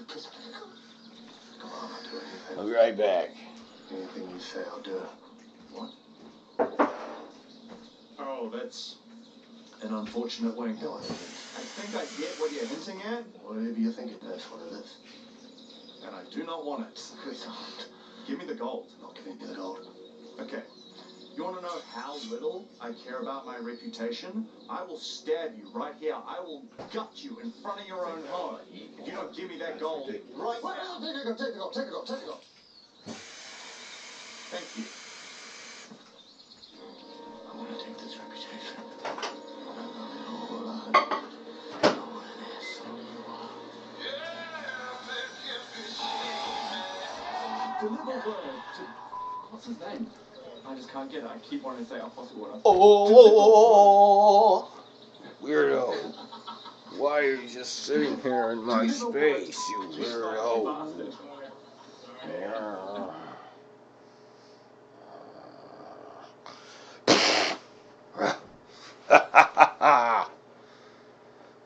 Oh, I'm definitely going to get in trouble for that. Oh, wait. Oh, and by the way, next week's video is live right now over on Nebula. You can watch it ad-free right this minute if you go sign up for Nebula. Link in the description. No code necessary. Okay, Watch this one. In many ways, the 2004 Tic Tac event is the starting point for a new era of UFO investigations. And again, big props to the New York Times for breaking the news that the Pentagon had been investigating UFOs in secret since at least 2007. It was a program that Harry Reid, a Democratic senator from Nevada, had personally been asking for. A big alien guy, that Harry Reid, huh? The Times reporting also revealed that there were other videos. In 2014, a Navy jet was chasing a fleet of strange objects on the east coast of the United States. I mean, listen to this radio chatter. Yes, everything though is so sanitized, right? And if I put it on Odyssey, it's a different kind of sanitized. I don't know. The next year, in the same area, a Navy pilot captured feel good about the media we're getting anymore. What looks like very high speeds over the water.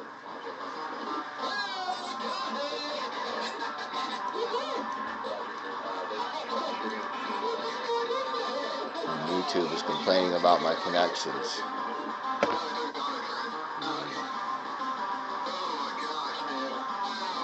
Okay, I'm making tea.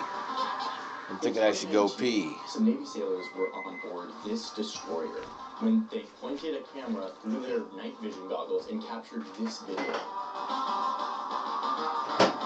On March 4th, 2019, a weapons officer sitting in the back of a fighter jet captured these pictures of a, quote, metallic blimp, a spear, and an acorn. And then there was this incident in 2021 where a Navy pilot was filling out his window with a phone and caught this. Yeah, you probably missed it. Let's just slow that down.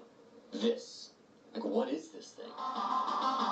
These videos and images were shot by Navy pilots who were on duty and have confirmed to be authentic by the United States government. And these are just a few of hundreds of sightings under investigation by the Navy, many of which remained classified for, we all know what I'm going to say, national security reasons. Not undermining it, I'm just saying, like, oh, it's just like the catch-all for all favor. I want to know. Got a little out of control there.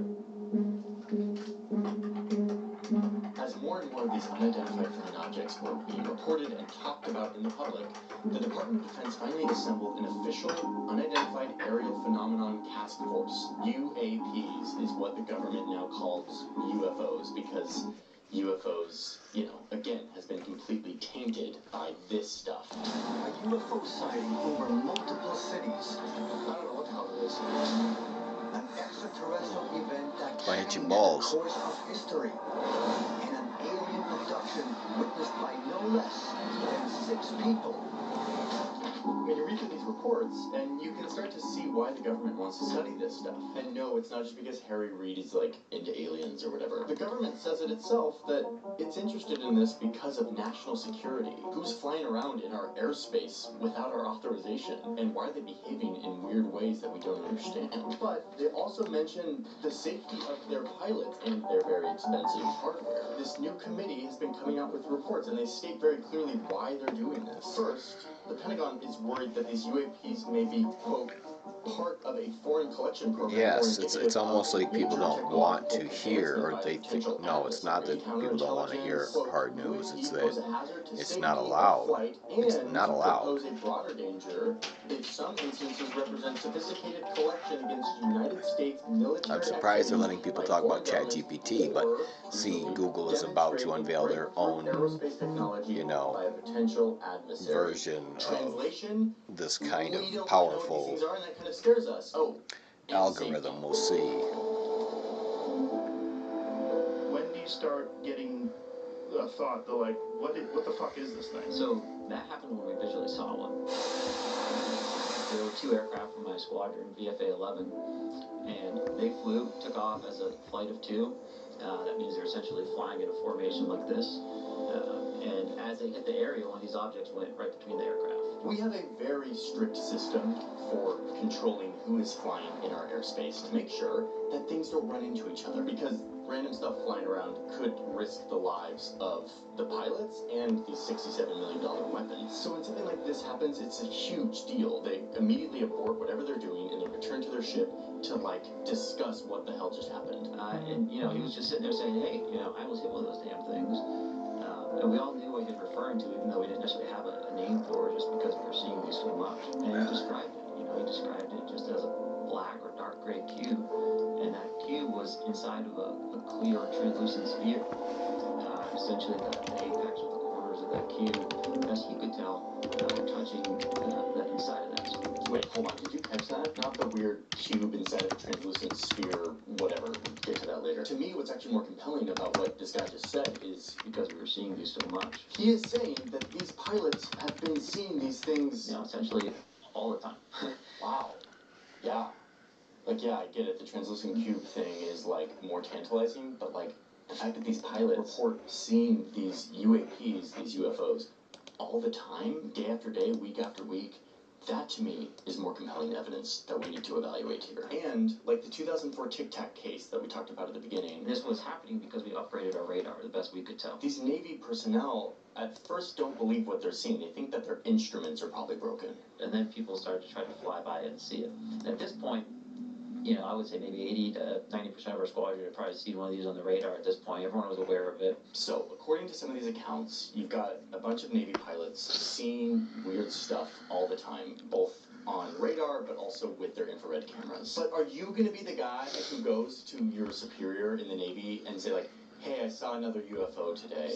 You don't want to be like the UFO I did too. Crazy. You're going to get kicked out of the freaking, like, most superior pilot corps in the world because, like, you're seeing UFOs. These pilots have talked about how there's a real stigma with reporting this stuff. So a lot of them just sort of keep quiet. But it was when that near crash happened that now these pilots are literally required to file safety reports of what happened. And this is where the Pentagon and lawmakers who fund them were forced to take these UFOs more seriously. We know that our service members have encountered unidentified aerial phenomena.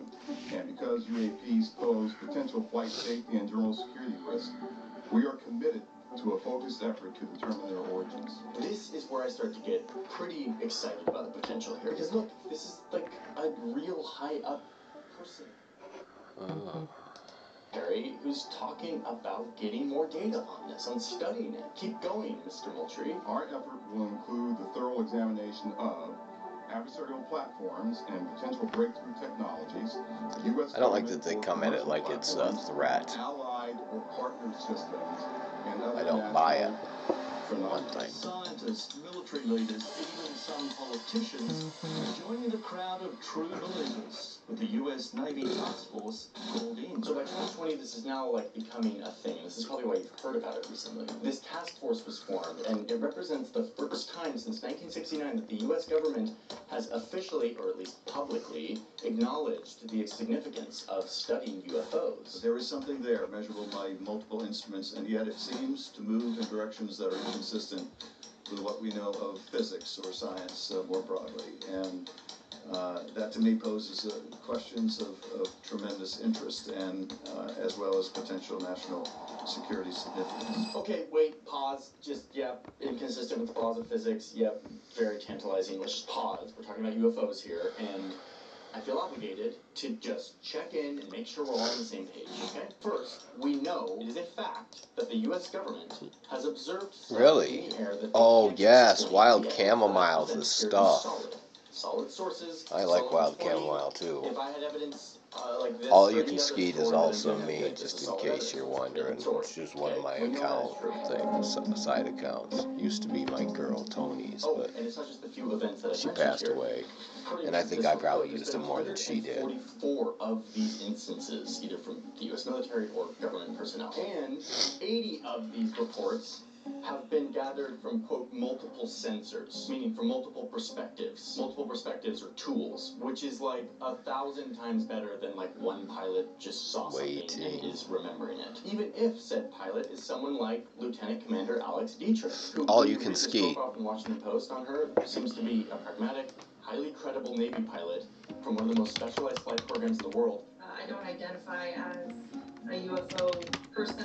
Like, these pilots don't have incentives to make this stuff up. And yet, the fact remains that their instruments for measuring and observing the world is the human eyes, brain, and long-term memory, which is a pretty faulty and inaccurate data collection tool. So when I see something like 80 of these sightings being collected from multiple sensors, it makes all the difference for me. Okay, so that's number one. The U.S. government has seen this, they don't know what it is, and it's been collected well. Number two, the other thing we know is that they've taken it seriously. This is a concern for them. The U.S. Department of Defense is funding an effort to investigate, study, and analyze what is happening here, which again is awesome. Funding research is the only way that we know anything about the world. It's so much better than hearing a few people riff on what they saw. Science and research is our best antidote to the faulty, story-driven human brain. And indeed, the task force has come to some pretty useful conclusions.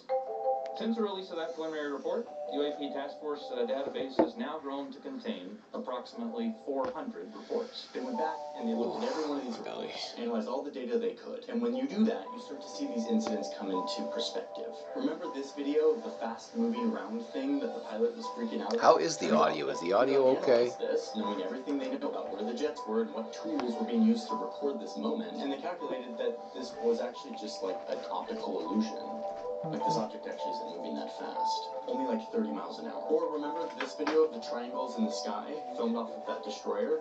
It turns out that this was more just quirky optics. We're now reasonably confident that these triangles correlate to unmanned aerial systems in the area. The triangular appearance is a result of light passing through the night vision goggles and then being recorded by an SLR camera. These objects Very are foolish. probably foreign drones trying to spy. Yeah, the audio's okay? Good. Yeah, they might not be triangle in I shape, switched but, mics like, because that's the still cats really knocked my useful mics information. down We should so know much there that are the adversaries one floating became over our Navy destroyers. Or this bad. of a UFO I thought it was a software object issue. I chased by changed a an bunch of AT. software settings. I changed a bunch of software settings I did not need to How the object change. is behaving in unexpected ways, kind of turning. So and yay for rotating. that. What can you do, right? Well, once again, with a little bit of analysis, this weird movement is actually just another quirk of the image sensors that they use in the military on these specialized cameras that make objects look like they're moving in strange ways, when really, if you just saw it with your eye, it wouldn't be that weird. There's this guy, Nick West, who's probably the most passionate debunker of, like, anything weird going on here. He does a really compelling deep dive on an explanation for this. Why this object looks like it's moving so strangely. I mean, if you want to go into it, it's like another optical mixed with camera sensors mixed with gimbal equipment and rotating compensation mechanisms. Yeah, you get the point. But we still don't know what this object is, but at least we have more clarity on why it looks weird to us with our eyes when we're watching on a video on the internet. The Pentagon recently came out and told the New York Times that most of this stuff is actually just foreign spies flying around spying on U.S. military activities, or weather balloons or other airborne traps, and further specifying that a lot of the stuff that looks weird to us looks weird because it was recorded on gear that is classified and is built for a specific purpose that we don't have access to understanding, leading to some strange-looking imagery. Really convenient, Pentagon. And yet, another fact in all of this is that many of these videos have not been officially declared a foreign drone and in fact remain unexplained. And that's after analysis. One of those unexplained sightings was this one from 2004, the one we started this video on, the Tic Tac incident. The report often cites lack of good data, and indeed, what we have here is not the best, but we still have 4 sets of eyeballs. We have an official Navy report gathering facts from that day. Technicians seen this thing descend from 60,000 feet down to 50 feet in a matter of seconds, hovering stationary on the radar for a short amount of time, and then departing at high velocities, high turn rates. This video, which is kind of uninspiring and grainy and not very long, but still shows us something, with its infrared not capturing any heat signature, any means of propulsion, as this thing flies around at mind-boggling speeds.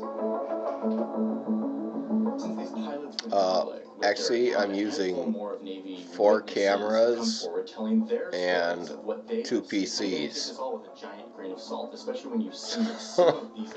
Yeah, and I could add more cameras, but I haven't lately. Because I consider them deeply outside of the realm of useful evidence. But yeah, if you're interested, you can easily go down the rabbit hole. Stuff is like clickbait for every human. If you do go down the rabbit hole, I use OBS Studio. Just be careful. This is powerful, intoxicating stuff. Along with really want to believe the that this isn't face tracker filter for each camera, and the advanced scene switcher plugin to create a macro, so the scene switches every 2 to 7 seconds, maybe 2 to 5 seconds depending on the camera,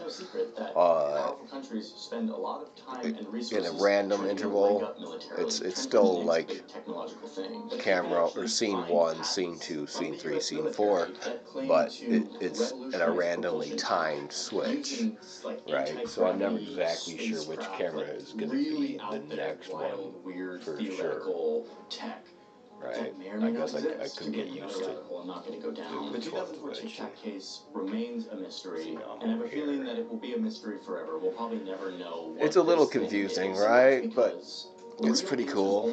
And it acts like a drunk cameraman and director might, right? From the real world. People's eyes and brains and memories are about the worst thing you can count on. And yet, so that's also how I'm able to bring in the phone's screen over here with the videos from that one site, just going through the home feed, right?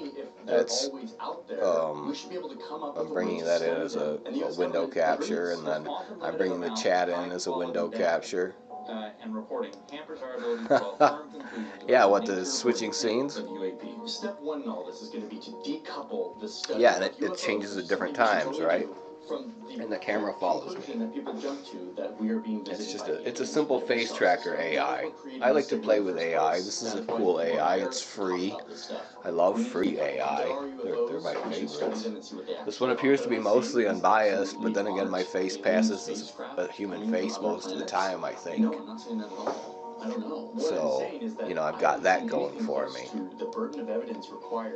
Right? And then actually I use an Xbox 360 Connect as the microphone, and that has some AI features in it too if you want to get technical. It's supposed to act as a microphone array. The stereo microphone should have some ambisonic capabilities, I do believe. I could just be tripping.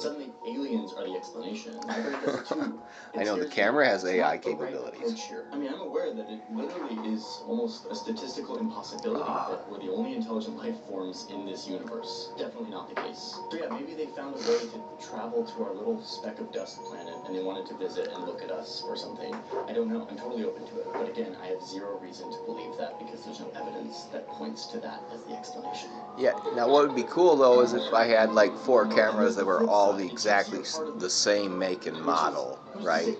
So that my color and saturation and noise levels were all the same across all of them. That would be spectacular. But you know, never got that far into it. well, I haven't got the money to do it yet. You know, but actually I'm using phones as my best cameras, and I would still use phones as my cameras, really, to be real. Like, I would like 4 or more phones of exactly the same make and model, and preferably with as good of Wi-Fi capability as possible. Some narrative that we want to believe. Let's go out there and gather data and analyze it and build a body of knowledge. Yeah, there's a lot you can do, really. I'm using OBS, but I'm using OBS just to kind of create an NDI source, right?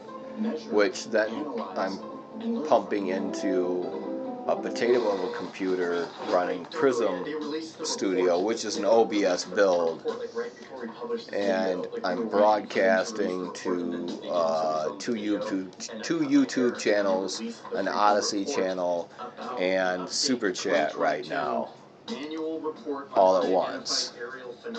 We've gone through this, and the update is that they're actually studying. Right. Well, Odyssey, you can get away with a lot of that, and Rumble, if you can get enough subscribers on Rumble, then you can post more stuff there, and then there's always the option to put particular content on someplace like Patreon or even an OnlyFans. I mean, why does OnlyFans have to be only for sex stuff? And if it is sex stuff, then R-rated still cool. If it's fucking high quality content, fuck. It's a pretty good read if you're into this stuff. Alright, blah blah blah. That guy talks too much. No. The Holy Nation is a very... Okay, that might be interesting, but I'm getting picky. Oh, and I gotta sneeze again. I've been avoiding taking my antibiotics twice a day like I'm supposed to, but dang it. I spawned into Cyberpunk 2077 excited to... Oh, 3 years ago, what? Hello everyone, my name is Bradley and this is Samsa. Yeah, I use the NDI HX camera on the phones anymore because it's easy to incorporate into OBS, and it has pretty good quality overall. I really kind of dig it. I think it's worth every bit of the $20 for a license.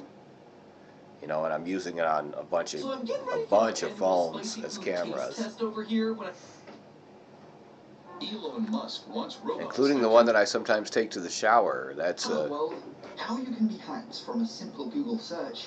Yeah, Hacking tools have been I'm drinking tea. T-Mobile suffers a devastating... It's the antibiotics, and they're just gonna, in a little while, I'm gonna have to start running for the back. I'm gonna have to go for a few minutes here and there.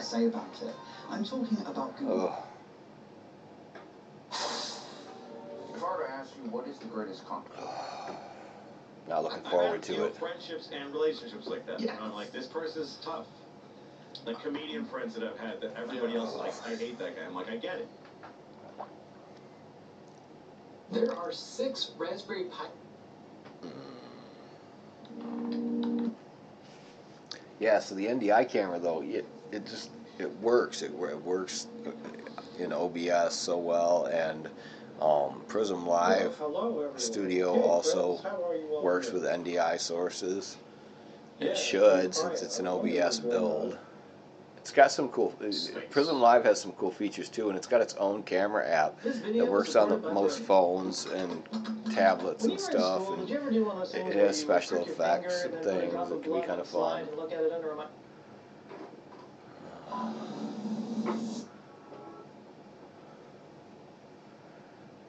I feel like this site is becoming more and more cringe. Not this site, but the one that we're playing with right now. It ain't moving. Yeah, it really isn't, is it? Why it ain't moving now? I think my cousin said to kick it. If we want it to move, we kick it. That's what I think she said, yeah. Okay, do you want to kick it?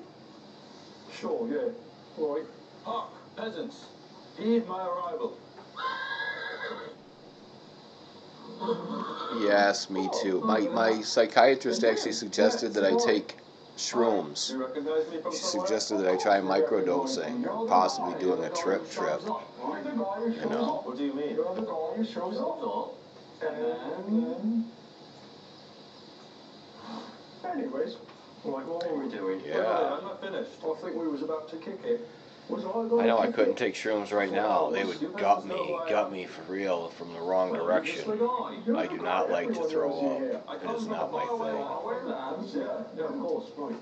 I was once a great king. Was king, betrayed by his servant, exiled from his kingdom, right? Yeah, go on. Alright, smartasses, what happens next then? He shows up and he agrees to God. That's us. That's us. I didn't know that was us. Oh, That's pretty cool, man. Yeah, that's pretty cool. You knew my entire story. Oh, of course we do. Classic story. Everyone knows the story. It's one of the classic stories. Oh, yeah. Okay. Wait. See you then. See you later. Gentlemen, wait. Huh? You're still here? Is there someone who I can speak to who knows more? What's his name? The mountain guy. Mountain guy. Yeah, the mountain guy. That's right. He does. Yeah, all right. See ya. Oh, that was a nice guy. Yeah. Real understanding. I haven't taken him since before Tony died, since the summer. Since, I guess, the summer before last. I don't know how I feel about I needed good people, good group to be around to shroom. Oh, yes. Right now. That's how I feel like that. Hello? Oh, this is you, the guy. Very good now. Carry on. Mountain guy, is that you? Yes, I suppose if somebody were to be called Mountain Guy, that would be me. I spoke with 2 peasants earlier. They said you know of my tale. Of course I know your tale. My grandfather told me the tale, and his grandfather told him. For thousands of years, this story has been passed down. Yes, wonderful, but what is it? If somebody were Actually, to know, my it would be me. webcam, my USB webcam, that's a Walmart on-brand webcam. All right, it's a piece of shit. It sucks. It's my worst camera, even compared to the junky What happens next is I Motorola stole thing, the tradition. People were telling the story, given the somewhat up above view. got aboard with it, so I made some new stories, some fun ones that don't involve you. Surely you have it written down somewhere or something. Oh, now that you say it, is the mural. There's a mural? A mural on the wall over here. Of my life? A mural of your whole life story. Oh, that's fantastic. I'd love to see it. Okay. So this part you already know. This is when you talk to the guys. So you really never notice that the cameras kind of follow me and shit? At least they have for the last few streams. I've got it pretty much set up the way I like it now. So it's not overly zoomed in and zoomed in just enough, right? That's right. I sold the mural for ad space. What? Look, I sold all of it. It's all painted over for ads. Painted over? Yes, it's all permanent, painted over, can't be removed. It's not even paper, it's painted over. Yeah, well, I don't know. I like taking psychotropics for when I need to do a major change in life, or when I need to get over something. You know. That's good. That means it feels natural. That means it's hard to notice because it just feels like something that's supposed to happen. Isn't weird and forced. That's what it's supposed to feel like. I like that. There's more to your tale after all. What is it? The first ad I ever put up, I did paper instead of paint. It can be removed. What does it say? I can say this: nobody else on Super Chat is doing anything like what I do. Nothing like it. Like I can throw this stuff up. We can start playing some VR in a couple minutes if I wanted to. It's, you know, nobody else is doing anything. I think it's fun. I just think it's a little more fun sometimes. Good Monday morning, everyone. I hope you're all having a fantastic week. The Quest Pro is not worth it. We want the HTC Vive XR Elite. You can do exactly that by wearing shirts just like this. You can find them at bit.ly/MR shirts or shop.themodernbroke.com. You can get one just like. Okay. Go back to the tanker for one top off, and we'll be back on station. It's mildly interesting.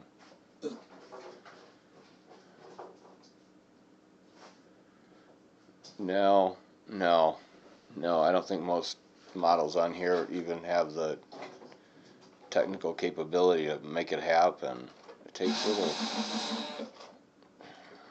AI is going to... I'm not good at studying, so like I crash course through everything. Well, we're experiencing something right. You know. Oh, OnlyFans ruined her life.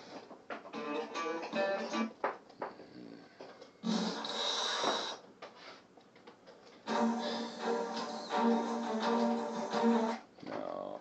25 minutes, no. Midjourney just rolled out some awesome new updates that really make the platform so... Yeah, well... AI technology has been absolutely rocketing into the mainstream stratosphere as of late. Now your average everyday Joe just kind of knows that AI is a thing, and that it exists, and that it's new technology.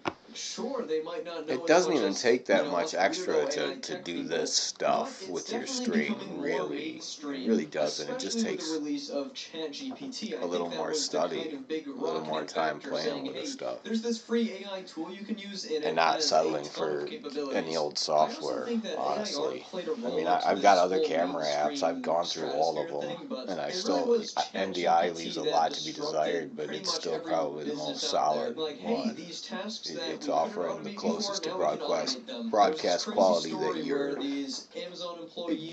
cameras are capable of over the network. And I could put them, I could wire most of these cameras into the network if I really wanted to. Yeah, it's not always the best way, but... Fear on, hey, did AI write that, or did you actually write that yourself? AI... My God. All right, we are... How about we talk about the Constitution a little bit as a plot? Okay, so we've got the Cyclops Eye of Teleportation. I do love Krusty. Cannibal. Krusty's one of my favorite YouTubers. He's fun. How is it all connected to the manscape? The manscape and crypto and... Oh, I can't get down with him lately. He's too much.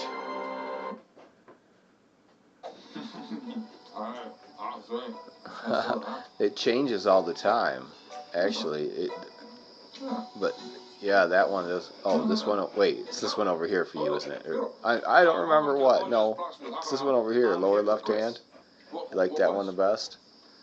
Yeah, I think overall that's most of the time that's the best. Sometimes it's in the upper right hand.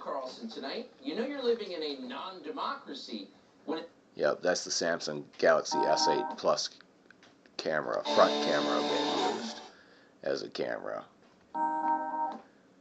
Like I said, if I had 4 or more phones that were all the same, that would improve my stream drastically, just that. The Q are liars. You would think this fact is unquestionable, and thus would make arguments online among fans. I will be right back. I gotta go tinkle. Forget this very, very true fact when the continuum is brought up. I can play with them a little bit, but the problem is that they each seem to just want to change based on their own understanding of the lighting conditions in the room, right? So I'm at a little bit of an impasse with that. Well, they won't go on forever, as seen in the Voyager episode The Q and the Grey or Picard Season 2. And she tried to save us from each other.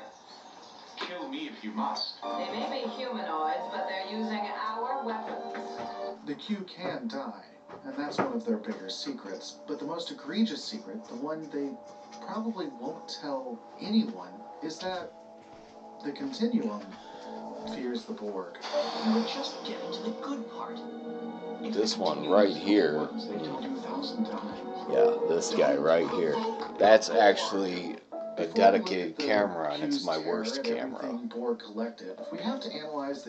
I also have a Samsung Galaxy Note 8, but I'm letting a friend use it right now, and she hasn't gotten a replacement yet, and I would really like it back, but I'm patient. It will be alright. Okay, I still gotta go use the potty though. Some form of Cold War for, well, the longest of times. I know some will think that this is a pretty silly idea because it came from Star Trek Picard, but honestly, I've been talking about this and likely a Cold War, if not a war itself, between the Q and the El-Orians since the Next Generation, long before Star Trek Picard was even a thought.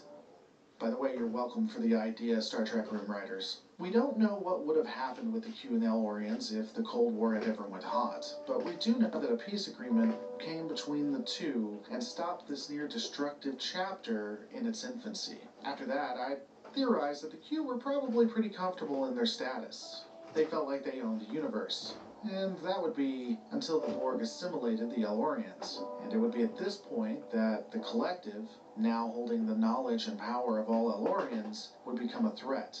Some like to say, well, if the El-Orians could defeat the Q, or at least were some form of hostile power, how could the Borg touch them? And it really amazes me that fans have this argument. Most everyone has played the game rock, paper, scissors. Just because a rock can destroy scissors doesn't mean that it can be defeated by paper. Semi-functional. Also, we have no idea if the Cold War weakened the El-Orians far more than the Q realized, or what happened for the Borg to get the jump on this advanced race. And I'll go ahead and address the elephant in the room. Why wouldn't the Q stop what happened? I don't know. First, Please stop doing this with your Quest 2. So today's video... Please stop doing that with your Quest 2, I agree. Elon Musk is sounding the alarm.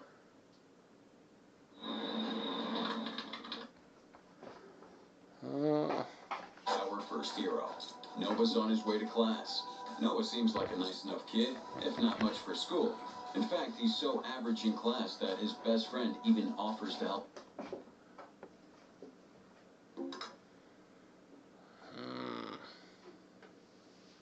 So HBO Max just recently...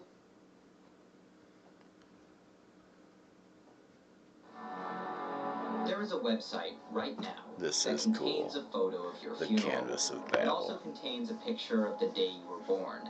It contains an image of every piece of art that currently exists, every piece of art that has ever been lost, and every piece of art that could ever be made. It contains every frame of a theoretical low-resolution movie of the universe, from the beginning of time to the end. We might have to watch that Tech Gumbo coming up here. And then it contains that movie of the universe with a This is true. This thing is kind of cool. The Canvas of Babel. In fact, it contains every image has that could ever exist. Right. Every image that could ever exist. The Babel Image Archives. On this website is an algorithm that creates randomized fields of pixels in a 640 by 416 pixel canvas using 4,096 different colors. The archive contains 4,096 to the 266,240 unique images. You can upload any image you have on your computer and get a slightly posterized version of it in return, with a string of numbers that corresponds to its location in the archive. Or, if you have 10 to the 961,748 years on hand, yes, I do worry about copyright issues all the time. Because eventually I need to make money doing this, really. A different section in another more famous website called the Library of Babel. But I'm kind of scattered, and I do weird shit like this. Hanging out watching in the story, the rabbit hole of the home feed. Construction of hexagonal walls containing shelves upon shelves of books filled with every possible combination of characters. You'd think they'd start offering like something different and new, but it seems like a lot of the same stuff over and over and over again. It's like the dead internet theory. History of the world. The 55, most useful free software everyone should know. I'd like to see how much of it I already have and how much I don't and actually might want or need want. As you can imagine, the library is you know what I mean? Filled with gibberish. There is another, I like that you didn't notice that the cameras kind of move in, focus on me, move with me a little bit, and switch between cameras. That's cool. That's cool. Randomly hitting keys on a typewriter for an infinite amount of time, it will almost surely type. any It means given it's time. happening in a kind of seamless and natural way. I like that. It will also almost surely type every piece of text that And the could sound ever be is written. all piped The in as problem one is that the probability of thing, even enough like monkeys across filling out all the entire scenes, so there observable shouldn't be universe, typing away gaps. for a period of time hundreds of thousands of orders of magnitude longer than Because the I'm age not of the switching universe, between successfully sources. typing the complete works of Shakespeare is so low, it might as well be zero, even though it technically isn't. The Canvas of Despite Babel, this, though, is some have attempted cool. this experiment with many fundamental constraints. Someone named Jesse Anderson got a bunch Yes, of you virtual have to worry about monkeys, music or as we copyright a usually lot call them, now. computer A lot. programs, to spit out sequences of text 9 Like you really characters long do. and match them to It makes all it the much works less of fun. Shakespeare, which they eventually completed. I'm probably going to We get have copyright monkeys pose stuff a for different challenge, playing as I these imagine that the videos simple shape of the keyboard would cause like this, uneven but we'll see, distributions whatever. of which keys are My hit. YouTube isn't monetized. Also, None of my the YouTubes are monkey would monetized probably hit yet. a few keys over and over again, And I get don't worry bored, about and then piss that on the machine. much. Which is exactly what happened Like, when monkeys I at a think zoo that I were should given a get more computer tips by over on researchers at Super Clemson Chat. University.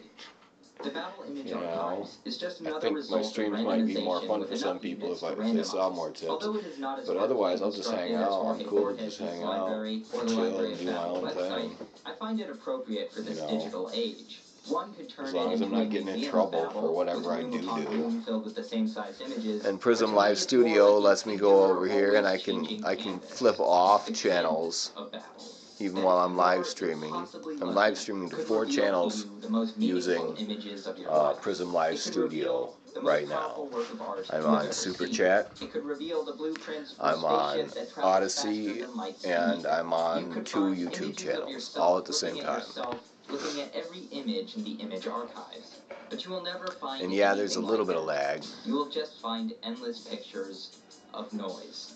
The Babel Image Archives actually makes the Library of Babel seem It would be small in nice, comparison. right? And there The should be Library of some Babel fair contains use 10 to the stuff, you know? And I mean, 4,677 they're still getting their They're all around advertising 10 to in. the It's not 80 like atoms in the YouTube doesn't universe. get their You could fit the advertising in. universe inside the Library They of get Babel plenty. multiple, Odyssey gets and their when I say advertising multiple, in. I mean an You know, Super Chat astronomically gets their huge advertising in. amount of times. I The keep Babel dropping Image the name Archive Super contains Chat 10 over and over and to over again. You can find me there as Monkey J 961,755 Show. images. You could fit the Library of Babel inside the Babel Image Archives Right. multiple times. Someone has And I created do have a something that is so Patreon. out of grasp There's a in link terms of tree. hugeness that if you somehow If you guys that don't unzip have these my link tree, libraries, you should it have seems it. like they would simply crash the universe. Balloon its size to a point it completely collapses. All of this contained in an algorithm you can access from a website programmed by one Jonathan Basile. The Canvas of Babel, nor the Library of Babel, can fit inside this universe. I once saw someone in a post say something like, "We should search for the secret to immortality. I know the chances are slim, but it's worth a shot." And I just wanted to reach through the screen, grab them by their shirt collar, and say to them, "Idiot! Your arrogance It would be is your nice. It would be downfall. nice to see You it cannot even challenged. conceive the number we are speaking of." To that person, I'm sorry for the harsh words. Let me set you down. But it's true.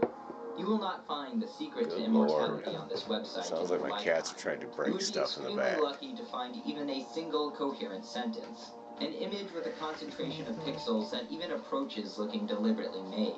And yet, I share that arrogance too.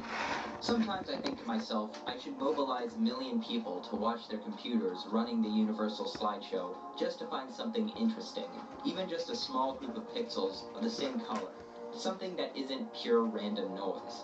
You can still play around with these websites despite the fruitlessness of searching for anything in them. It's actually possible to produce images with the Library of Babel, such as creating all the black and white frames and text to that bad Apple video. Or you could simply upload the pages from the Library of Babel onto the Babel Image Archives, demonstrating one does indeed fit inside the other. I wonder if there could be an audio library of Babel. A library full of every arrangement of bits of sound to produce every piece of audio that could be made. Or, even simpler, could one arrange every possible note to produce every possible song, every possible melody? Well, that's exactly what Damien Reel and Noah Rubin did when they created a computer program to generate all 8-note melodies of the C scale, the area where most popular music resides, that have ever existed and could ever exist. Which comes out to be That's kinda just badass. a measly 68 billion. The project was the result of trying to prove a Reference point. to using video feeds from Walmart and gas stations to catch people. But legally, these places should be asking people's permission to be filmed for this video to be used by second or third parties. In the case of George Harrison, Yeah. the claim was that one artist could subconsciously plagiarize the melody of a previous artist without consciously remembering and stealing that work. Anyone who knows a thing or two about music knows this is Maybe. You see, in Michigan, like, you can record if you're part of the, if you're in a public space, you're part of the, although Walmart is a private space. Walmart is, in fact, a private These three libraries space. combined house basically every piece of creative work a human being could make. Naturally, it questions the nature of originality.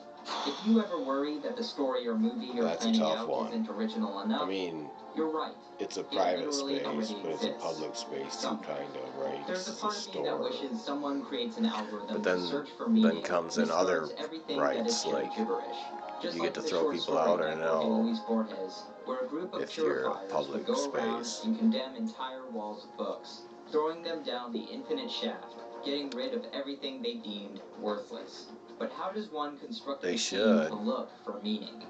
What if there is a text that uses very little real words, but is nonetheless extremely moving somehow? Maybe it should be brought up, especially when it's posted publicly. What about works like those of Mark Rothko, who some will argue cannot be fully appreciated in a simple picture? And in all that machine-sorted sludge of meaning, how do you find the truth in a sea of lies? Sorting algorithms are currently a trendy topic on... It's trippy. Let's watch this one. Over the last several years, we've tested more than 100. Yes, I've seen some of the Dead Mall stuff. Liminal space shit kind of freaks me out. We're not watching liminal space stuff before bad. We do the same for software. No. So coming up in this compilation, I'll show you more than 50 free software, along with other free programs in alphabetical order that we think are the I'm a pussy. We're not doing that on the Monkey J Show. Windows, Mac, and Linux. Let's get started.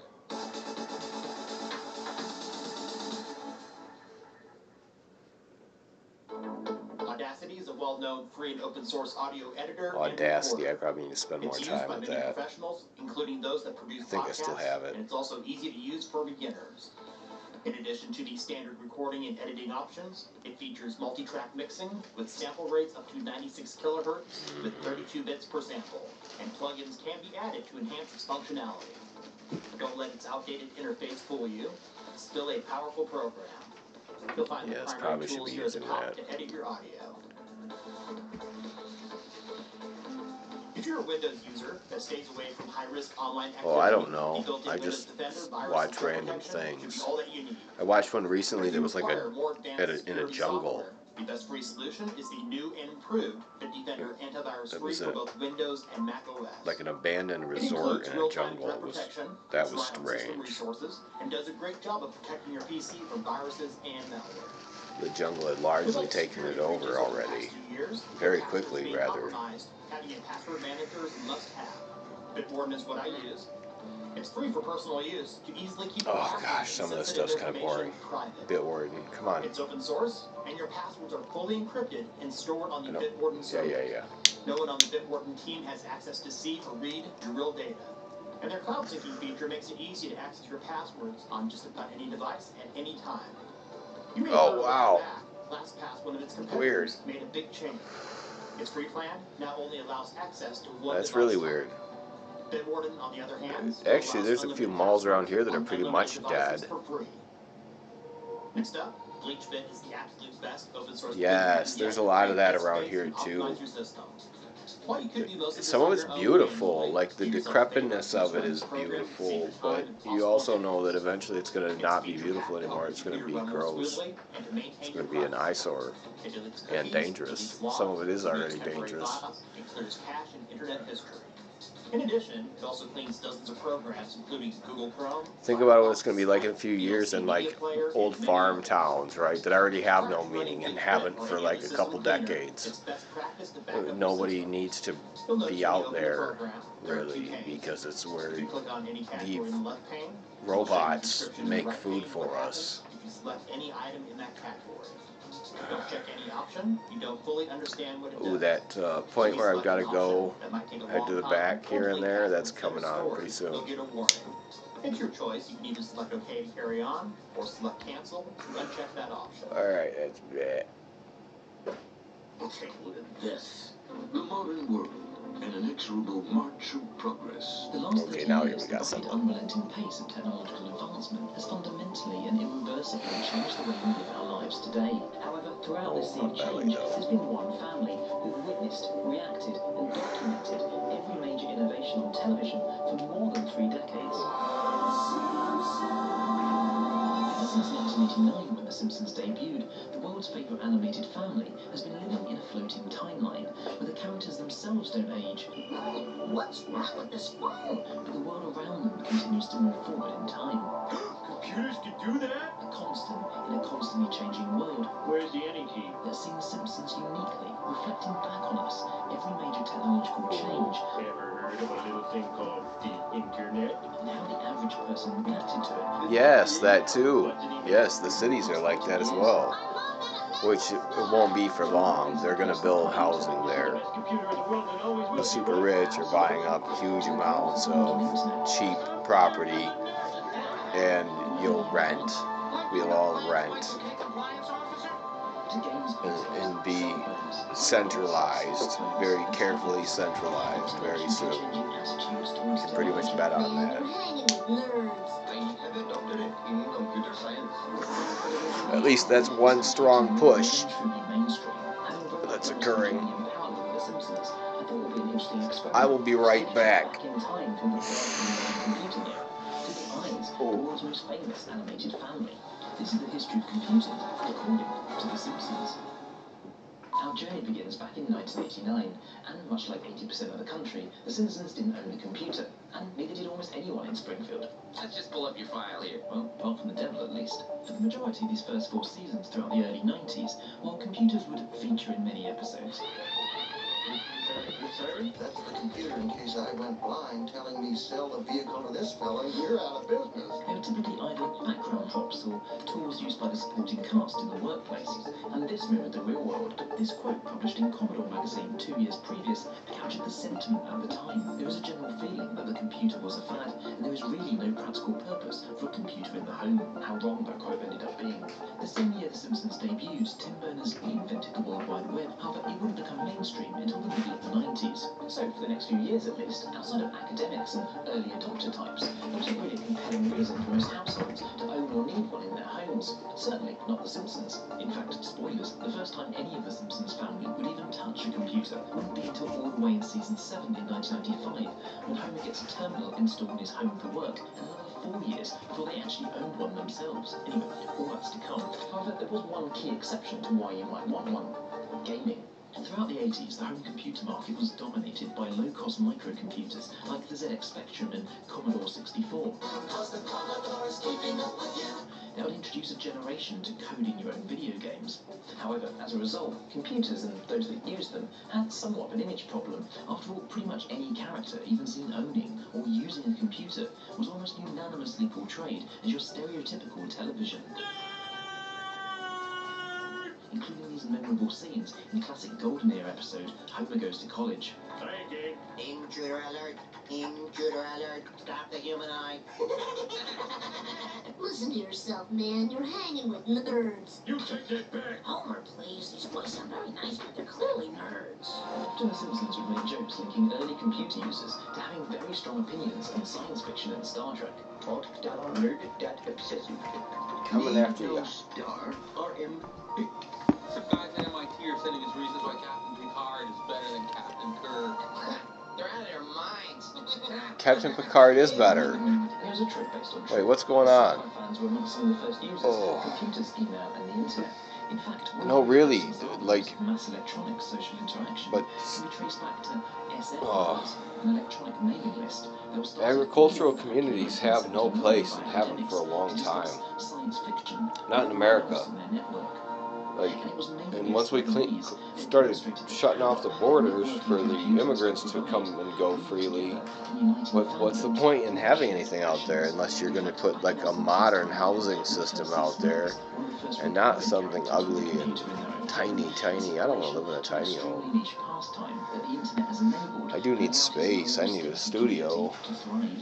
Here, I'm writing an article on her for my next Malibu Stacy newsletter. It contains her last known whereabouts. Gotta have a studio. Quick, somewhat interesting observation. Watching the series back, I particularly enjoyed this exchange with the Super Friends in classic season 6 episode, Bart's Comment. Dude, I know the antibiotics are good for me, but they're also so bad for me. Man. Report card, database, and Lisa. It's interesting here in 2022, hearing email being used as a supposedly nerdy alter ego. This is email? Because obviously, right here in the present, email is ubiquitous. But this comment back in 1995, when this episode first aired, highlighted just how fringe email was at the time. After all, Gmail was still almost 10 years away. Hotmail wouldn't launch until 96, and Tom Hanks would utter the phrase, "You've got mail." Until 98.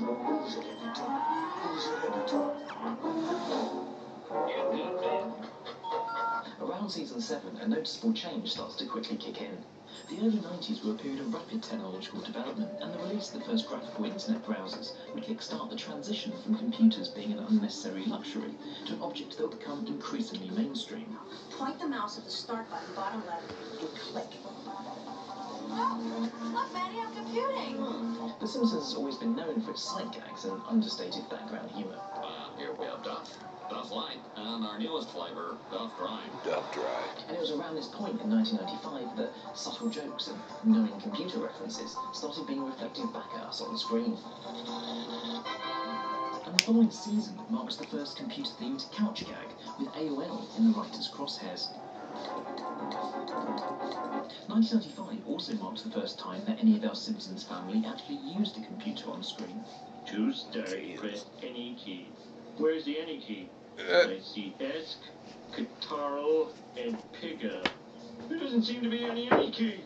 Well, it's amusing to write off Homer's keyboard confusion as a quirk of Homer being Homer.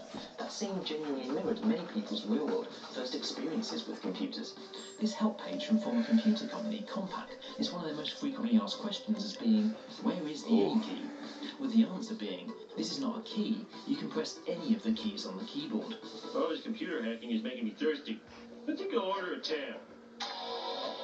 Between 1995 and the year 2000, households with internet access rose from a niche 13% to a far more mainstream 42%. How long have we been doing This rapid surge in internet adoption, investors and entrepreneurs quickly saw the incredible potential for getting online, fueled by a fear of missing out and riding a wave of enthusiasm for the game-changing potential of the web.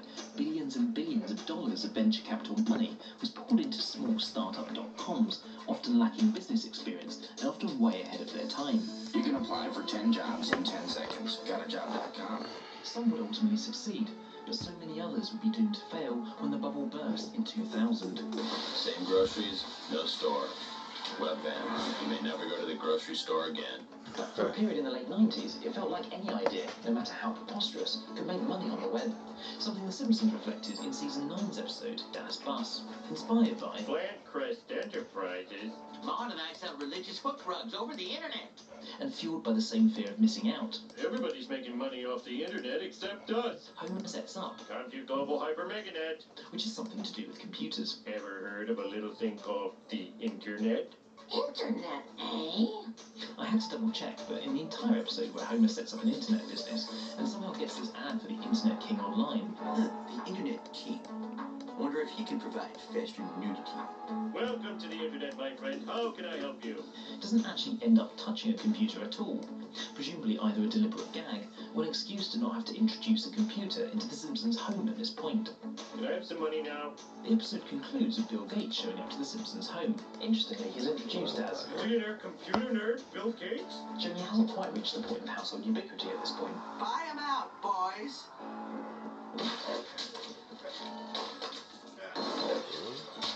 Hey, what the hell's going on? Oh, I didn't get rich by writing a lot of checks. This whole period also saw no some shifting attitudes in the show. Just 4 years after those Homer goes to college scenes. Listen to yourself, man. You're hanging with nerds. From season 9. I have a doctorate in computer science. Sounds pretty good to me. And in season 10's Homer's the Max episode, Homer idolized, at least for a few hours at least, new best friend Trent Steele. This guy's a winner. He has a company that makes computers, or a computer that makes company. Over the course of just a handful of seasons, you could see in real time the culture and discourse around computing change. They were for everyone, and those that knew how to use them started being more celebrated and portrayed as successful, with still some obvious exceptions. And while it wouldn't be until the end of the millennium that the Simpsons would get a computer of their own, it was clear from these late 90s series that it reflected the real-world transition of computing going from the niche to the mainstream. Talking of millennium, just before the turn of the century, in October 99, season 11's Treehouse of Horror, It's the Simpsons 10th Halloween special. dealt with one of the biggest technological fears of all time, the Millennium Bug. In case you're not familiar, the short explanation is that back in the very early days of computing, to save unlimited memory, 4-digit years would often be coded by abbreviating them down to the last 2 digits. How could the omission of 2 simple digits affect the destiny of all humankind? Programmers never expected their code would remain in use for so long for this ever to have been an issue. So when the day ticked over to the year 2000, or 00, no one knew what the system would interpret it as. One simple date change for man. One major screw-up for computer. And because these systems, all these years later, could be found embedded in vital infrastructure, many predicted the night of the millennium could have disastrous consequences. At the stroke of midnight, elevators may stop, airplanes may come to a halt, and nuclear power plants may cease to generate the electricity we need. And kick-started a $300 billion mission around the world to try and fix it. Companies are calculating that the cost of fixing the Millennium Bug will amount to tens of billions of pounds. This is not one of those summer movies where you can close your eyes during the scary parts. So, a short story about Homer failing to do his job properly as the nuclear plant's Y2K compliance officer. Must have been hard debugging all those computers, Homer? Doing what now? You did fix them, like Dad. Was a brilliant starting point for a Treehouse of Horror episode. That's Homer Simpson's computer. Perfectly timed too, airing in the October before the turn of the millennia. And while some of the facts about the consequences of Y2K were entirely accurate, Even a single faulty unit could corrupt every other computer in the world. the episode did a good job of capturing the genuine apprehension around one of the biggest technological uncertainties of all time. Some very, very worried people all over the world. What are your New Year's Eve plans? You'll be hiding somewhere. I'm gonna go to the bank and ask for all the money in case the world ends or something. Especially when it came to aviation. Who's gonna clean up all those jets? I mean, with all the uncertainty, would you have wanted to be in a plane at midnight that day? I don't want to be in an airplane. Hey, watch around the camera. Come on, get out of there. Go, get her out of there. Go play with that somewhere else. Planes didn't end up falling from the sky. However, the uncertainty did cause many airlines to ground their aircraft that evening. Likewise, no revolving restaurants ended up taking off like a frisbee. Waffle irons didn't become sentient. And the Earth didn't end up getting destroyed at the hands of one nuclear safety inspector. I can't believe I destroyed the Earth. But that's not to say things didn't genuinely end up happening. But in the grand scheme of things, they were all pretty minor. In Australia, bus ticket validation machines failed. 150 slot machines stopped working in Delaware, and some credit card transactions failed in the UK. Whoops. But, most coincidentally, The bug seems to have possibly struck in 2 places. in Iowa, in Japan, an alarm sounded at a nuclear power plant that's 2 minutes after midnight. That's Homer Simpson's computer. Spooky. Now, thankfully, the Millennium Bug was not the global catastrophe that was predicted. However, that was only due to the hard work of the programmers around the world making the necessary fixes in time. Now that song is dedicated to all you super geeks who walk around the clock to exterminate America's Y2K bugs. Slam it! Homer Simpson, thankfully, wasn't anywhere near it. In 1999, The Simpsons, well, Lisa, finally gets a computer, and it arrives at 742 Evergreen Terrace with surprisingly little fanfare, with its understated and otherwise unexplained debut appearance in season 11's Guess Who's Coming to Christmas Dinner. The food was not undelicious. The food is delicious. That's brilliant. In the episode, Lisa uses her newly acquired computer to help Homer with his latest side hustle as a food critic for the local newspaper. Homer's a critic. Homer's a critic. Yeah, I should probably get up and do some VR exercise programs. Actually, that wouldn't be a bad idea.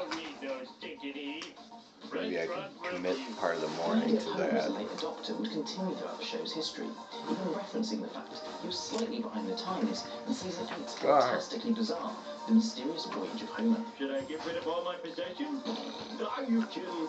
If anything, you should get more possessions. You don't even have a computer. In the world of The Simpsons, technology would often first be introduced through the likes of typical first adopter types like comic book guys. I'm not dizzy anymore, so. The children. Don't you need a notebook or something? Nah, these days everything's done on computers. And finally ending up in the hands of Homer and Marge. This is even better than our screensaver. And I love our screensaver. With Homer and Marge as the late adopters, the writers can make more jokes at their expense, while we the viewers were potentially more clued in. Who told me to play with code? Did you get the email? What's an email? However, after 12 seasons, in the year 2000... That does it. I'm getting a computer. Homer finally gets a machine of his own in season 12's The Computer Wore Men Shoes. From this video's point of view, this was an episode I've been particularly looking forward to. A story about Homer buying his first machine that gives us a great look back to the early days of the web to our favourite animated family. From salesmen taking advantage of uninformed customers to sell them machines that were too overpowered and expensive for their needs. I just need something to receive email. You need a top-of-the-line machine for that. Get up, get sweaty. That's the same computer astronauts use to do their taxes. Something this copy of Buying a Computer for Dummies specifically warns against. I'm having honey vanilla yogurt. They even dupe you into paying more money for obsolete and unnecessary technology. I'm using graham crackers as a spoon. Over here, this guide, all 322 pages of it, has some truly fantastic chapter titles, like Clackety Clack Goes the Keyboard, To Floppy or Not to Floppy, Unlike Wine and Cheese, Computers Don't Age Well, and Don't Let the Computer Run Your Life. You're so yummy. Oh yeah, to Web 1.0 websites. The world's greatest website. In the world of pre-social media, hosting platforms like GeoCities would provide 2 megabytes of online space to call your home on a web like this, with garish layouts, animated GIFs, clashing colours, and a near permanent under-construction sign were all but essential. And despite publishing your work of art to potentially millions of people around the world, your pre-Google Analytics visitor counter would show somewhat more humbling numbers. My webpage hasn't gotten a single hit. The watched visitor counter never ticked. And, of course, Dancing Jesus. Ooh, it's Dancing Jesus! A spoof of the 1996 Dancing Baby that, through being shared via email chains, became one of the very first viral videos and internet phenomena of all time. In fact, if you think about it, most of the earliest viral videos, and viral videos in general, involved something or someone dancing in some shape or form. And going viral was something that The Simpsons itself would tackle 4 series later in season 16's Homer and Ned's Hail Mary Pass, where Homer accidentally finds fame online for dancing topless on the back of a purple octopus. In the episode, Comic Book Guy uploads the footage to his best website ever. Hummus is really good sometimes. Mimicking popular video websites like Evarm's World, Newgrounds, and Weeble Stuff, which in a pre-YouTube world would bring I usually just buy it in a thing. videos such as Luma Guy and Badger Badger Badger, seen all dancing. In fact, much like Homer and his purple octopus, often the recipients of viral fame weren't willing participants.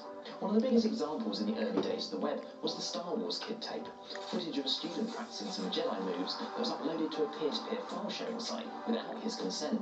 The video went viral and ended up as a media frenzy as people remixed and parodied the video all around the world. The problem? He didn't choose to be an internet celebrity and was quickly overwhelmed with the level of attention it was getting, and the personal comments, both online and offline, showed that even pre-social media, that the web had the potential to be quite an unpleasant place. The internet wasn't created for mockery. It's supposed to help researchers at different universities share data sets.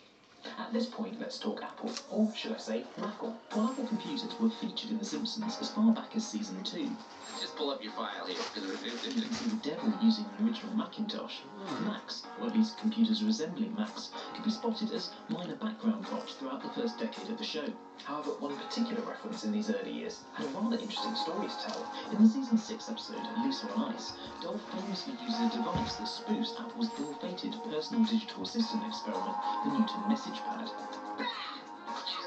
Launched the year before this episode aired in '93, the moving platform was meant to usher in a whole new class of handheld computers that could fit inside your pocket. After all, handheld computers were still largely the stuff of science fiction. But there was a problem. Handwriting recognition was meant to be this device's killer feature, but the technology that shipped in the first generation didn't match the ambition, and the result was so inconsistent and unreliable that it became the butt of so many jokes like this one, ultimately killing the product through public opinion and sentiment, long before Steve Jobs actually killed it when he returned to the company in '98.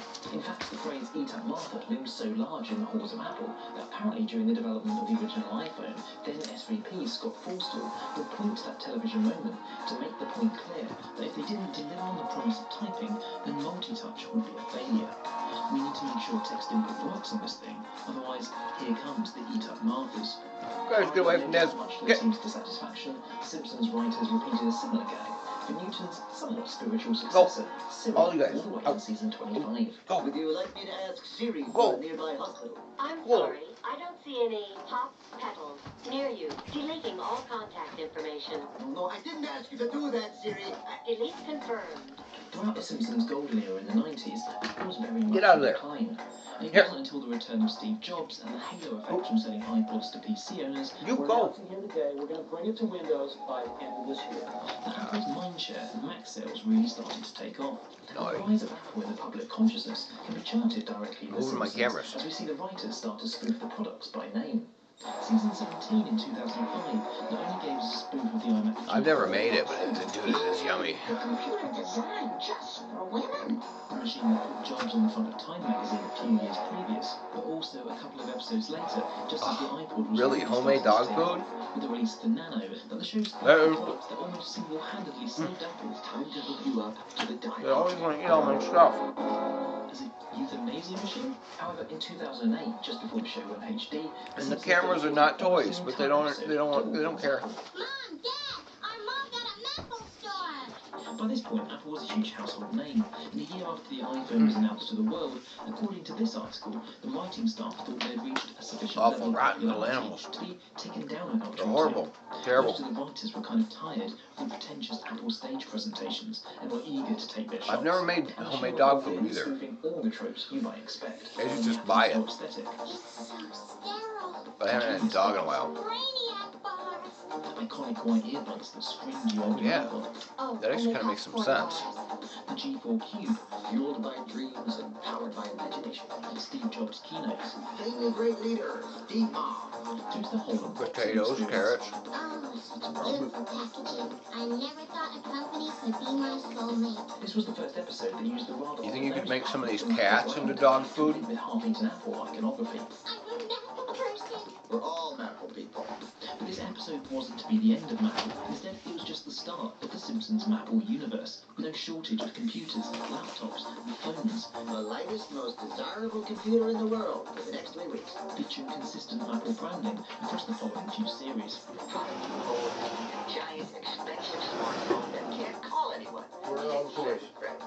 Including this season 24 episode, where Homer, much like Lisa 4 years previous, Why do you is keep doing hooked this? on Apple products, having won an iPad in a school raffle. Sweetie, in the future, all you need is this. Dad, pay attention to your children. A product that Marge describes as, Oh, that adult Etch-a-Sketch certainly has brightened your mood. The Simpsons really had lost the art of subtlety by this point, and by the 31st season, the entire storyline was prompted by the release of an You're iOS annoying. update that brought screen time to The Simpsons. Now on, we're gonna limit the time we spend looking at our stupid phones. In many ways, that shows just how far The Simpsons. Yeah. What kind of dog was it? And then we'll have a conversation. As we're now getting a little bit closer to the present, and I wanted this video to predominantly look back on those early years, let's quickly check off a few more Springfield technology firsts in a segment I'm calling use the cats for dog food. You can put them in the grinder. It's okay. In the season 14 episode, I didn't see Break My anything. Wife, Please. You need to get a cell phone so I can reach you.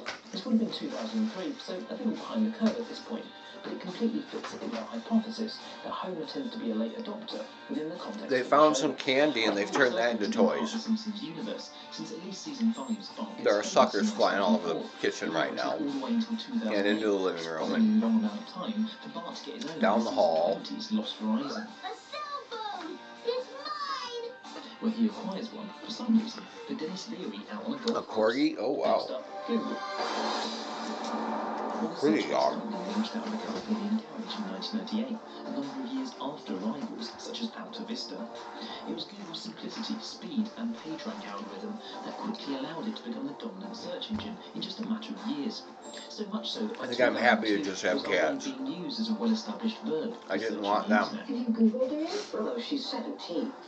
It's a search engine. Eventually I would like to get a dog of some kind, but something small, low energy, that I can throw in the car. Then sit around Googling your own name until one. Who told you that? Yeah, yes, the verb to Google would officially be added to the Oxford English Dictionary. But what's more interesting is that 1 year later, I like that. 2007, when Marge first properly gets online as late as season 18, really quite the late adopter, I don't have email. it's only here that she realises the meaning of the term. I would like to get one of those pads that has the different words Googling yourself. and see if the cats can pick up on practice was once potentially using some basic English language. Tangent alert. Another recurring Simpsons theme that reflected reality was the contrast between computers found in publicly funded spaces versus those found in people's own homes. For example, here's Well, throughout my life, I've repeatedly ended up with cats. It is what it is. Or Lisa using a similarly aging PC at school in season 21, tying into the long-running narrative that Springfield I've got to stop eating this. underfunded. We still have the good old classroom computer. Who wants to play word jammers? As after all, throughout the rest of Springfield at the same moment in time, we're fully in an era of flat screens all in one. I like yogurt so much. No, not good. Speaking of modern tech, following our film with computers all those years ago, one of the first times we see a tablet is with our early adopter, comic book guy. Flavor their exotic flavors, then blog about them. Yes. It was 1 year after Steve Jobs announced the original iPad, but unlike the 5 long years it took for The Simpsons to get a computer after we saw Comic Book Guy with one all those years ago, in this case it took just one series before it felt like everyone's got one. Right. So iPads and tablets quickly replaced laptops as an easy way And they know what they're saying. It isn't just parroting. or information to move the episodes forward in a mobile scenario. No. Take a look at this. I gotta stop. Or predicting the future. It's a common theme that when almost anything happens in the real world, there'll be a claim that The Simpsons, somehow, Nostradamus-like, One vote for McCain. This machine is rigged. predicted it decades in advance. We've inherited quite a budget crunch from President Trump. In reality, as the longest-running scripted series on It is television, honey vanilla. for more than 3 decades, it's less likely It's that honey the vanilla. writers I would just- fall, or more likely if the law of large numbers came into effect. Like, I want to eat it all. Any outrageous thing can happen. However, Oh. it would be remiss of me to It not hurts. point out a few It hurts. examples where the writers were almost spot on when it came to future tech. Lisa's Wedding, an episode that first aired in 1995, a year we've already covered as marking the very start of the household internet boom, made some very canny predictions when it came to gating forward 15 years in time to the year 2010. And while we clearly didn't end up with holographic trees or a digital Big Ben, the episode's predictions of virtual reality Hey, what is virtual darts? One with virtual pool. No! and smartwatches Go to plan B. weren't actually that far off, as just 2 years after The Simpsons' prediction for 2010, both the Pebble smartwatch and the Oculus VR headset would be announced. But perhaps the most interesting future prediction the episode made was the ubiquity of video calling. Hi, Mom. Lisa, hello. Like with VR and the watch phone, video calls were somewhat a pillar of science fiction. And back in '95, consumer video calling, at least as we know it today, really wasn't a thing. It would take the rise of the internet for services like Skype and FaceTime to popularise the idea of communicating by video. But as I said going into this section, the law of large numbers suggests that with a large enough sample size, all kinds of things will eventually come true. These ones did. So, conclusion. What have we learned through this mildly diverting 30 minutes? Yeah, well, that's true. And we were told not to anthropomorphize animals. And then people started doing brain scans on animals and also looking at the genetic makeup and the makeup of brains and finding out that we are all sort of people on different levels, and so it's not inappropriate to anthropomorphize. We all grew up and developed and matured on this planet together. This is even better than our school saver. I mean, it makes sense that when you think your dog is sad or feels bad about having done something, and in fact feels bad about having done it, like, and maybe not just because it got caught, but maybe because it knew it was not supposed to do that, and it, you know, has remorse, right? That's not crazy. This guy's a winner. He has a company that makes computers. It is what it is. It's like finding out that psychotropics are actually, in fact, a pretty fucking effective way to deal with the changes that are occurring in the world and in life. And I can use different colors for each column. That will survive the test of time. No, it's my new portable cellular telephone. The answer to every busy therapist's prayers. Still being watched, loved, and quoted in another 3 decades to come. I stood in front of a case of iPods, and I thought it was Yes, animals definitely have the ability to communicate, and they're building AI right now to translate like whale song and dolphin chatter. You know, maybe what chimpanzees talk about, possibly monkeys. You know, but the linguistics aren't just necessarily audible things. They also have to do with gestures and stuff. So there are some other things that have to be learned.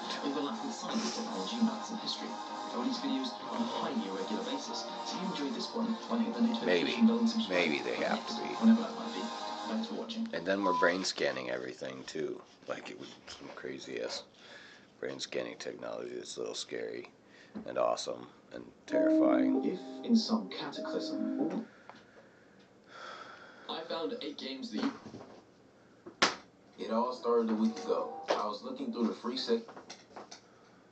Hello everyone, my name is Matthew Mercer, voice actor.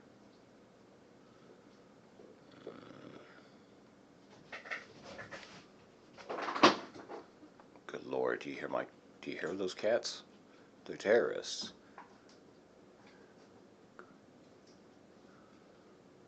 After I started to work with her so quickly, and a lot of what was involved was training her to know to not induce certain behaviors, what she needed. Yeah. They do. They're aware. They have awareness. They're not dumb beasts. It was preposterous of us to ever pretend that was the case. Really. Or to be expected to think that way. But it was part of the zeitgeist. Like, you don't anthropomorphize animals. That's why you don't want to eat a squid, really, or an octopus or a squid or any of that, because they are super intelligent creatures. Like, they're probably smarter than some people you know. Or if not a lot of people you know. And, I mean, that should be really acknowledged. You shouldn't be eating them. You shouldn't be eating dolphins or whale. We should be protecting them and figuring out ways to protect their ecosystem. Right. Yep, that's pretty much how you have to do it with dogs. To many radically different kinds of content, from blogging to challenges, from video essays to streamers' VODs, and even a few heated gamer moments every once in a while, then it prefers to abscond. But despite the multiplicity of content it enables, the one category that seems particularly inept at platforming is healthy, functional relationships. Save a very select few here and there, it's almost inevitable that when two people's relationship moves from their private lives into the scope of their online personas, where it becomes the subject of content creation, it's simply a matter of time before it crashes and burns. Usually, with a heavily publicized fallout all over social media. With this being such a pattern, we must wonder why. Why is it that YouTubers have such a rotten track record when it comes to dating? Today, we'll be covering the case of arcade craniacs, or namely, how the relationship of Edward Centennial and Nicole Land not only ended on an extremely sour note in front of hundreds of thousands of fans, but was also revealed to have been doomed from the very start. My cats, I did not set clear boundaries with them. I played with them and I offered them more and more challenging things to do in order to make them sociable and playful creatures. Which was little more than a way to share home videos and hopefully intelligent creatures. Going viral, which was what being a But web celebrity was called. now they just take advantage. They're monsters. These times were. The troll face was a whole year away from being conceived. Meanwhile, a 15-year-old Edward Centennial created a YouTube account called Superhero 15 2007, where he would sporadically upload videos of himself doing tricks while skating, with no pretense of garnering any sort of online following. This went on for a few years, until in 2013, a video would be uploaded called Guy Cries Over Ex-Girlfriend Original, where a now 21-year-old Edward would be spoofing another video, which was uploaded 2 days prior and was very popular at the time, of a guy.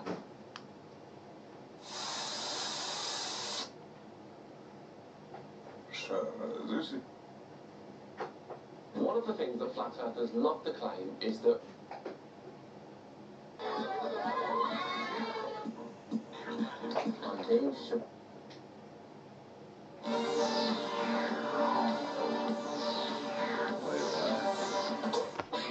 Hello, ladies and gentlemen, Pro Gamer Dude here, back again with a brand new GTA RP video. And in today's video, I finally get unlimited power and become the worst supervillain PGN has ever seen, which is still yeah, well, they have my good suckers. The worst supervillain they'd ever seen, but even more in this episode. Smack them all over the floor right now. Because I do something I've never done before. I blow people up. Very original, I know. Also, this video is partially filmed on PGN public server. That's right, you don't need to be whitelisted to...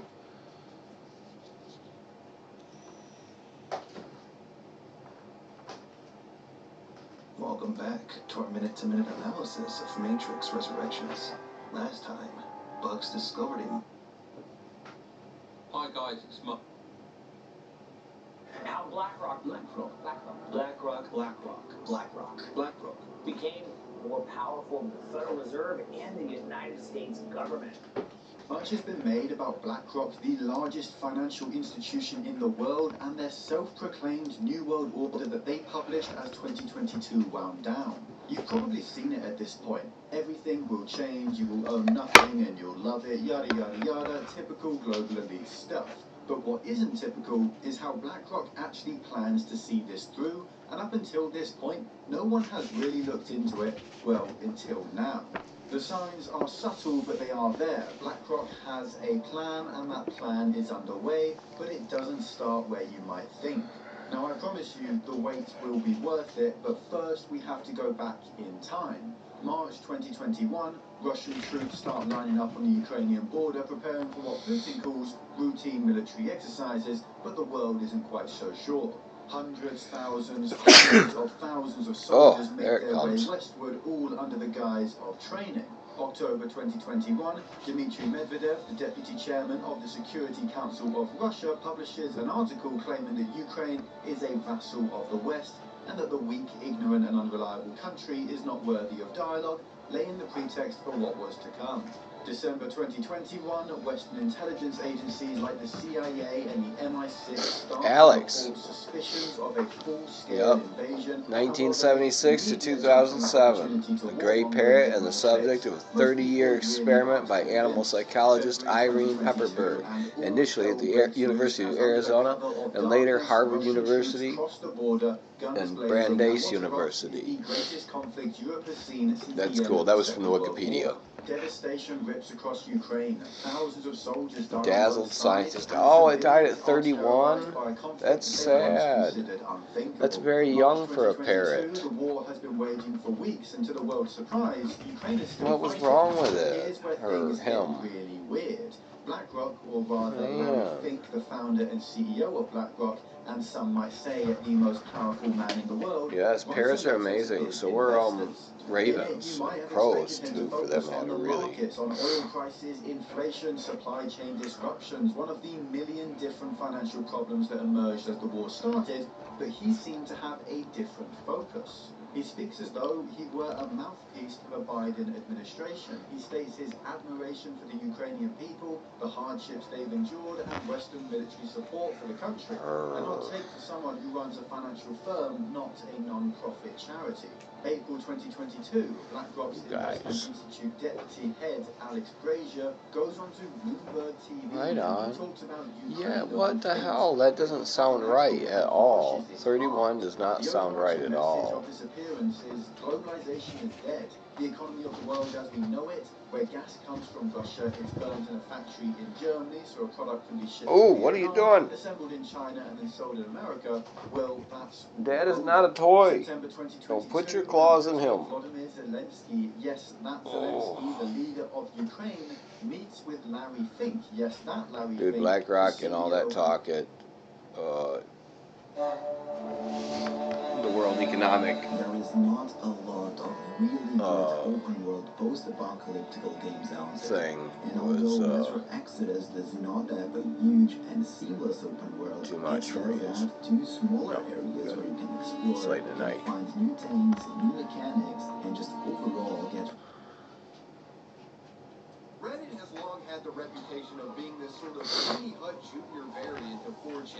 The site's community styling itself as helpful instead of mischievous, with many instances of kind-hearted Redditors coming together to make positive change in the world. That being said, though, Reddit's internet do-gooder reputation hasn't stopped would-be criminals from infiltrating its ranks. From a man allegedly confessing to killing his ex-girlfriend, to an internet troll inciting jihad.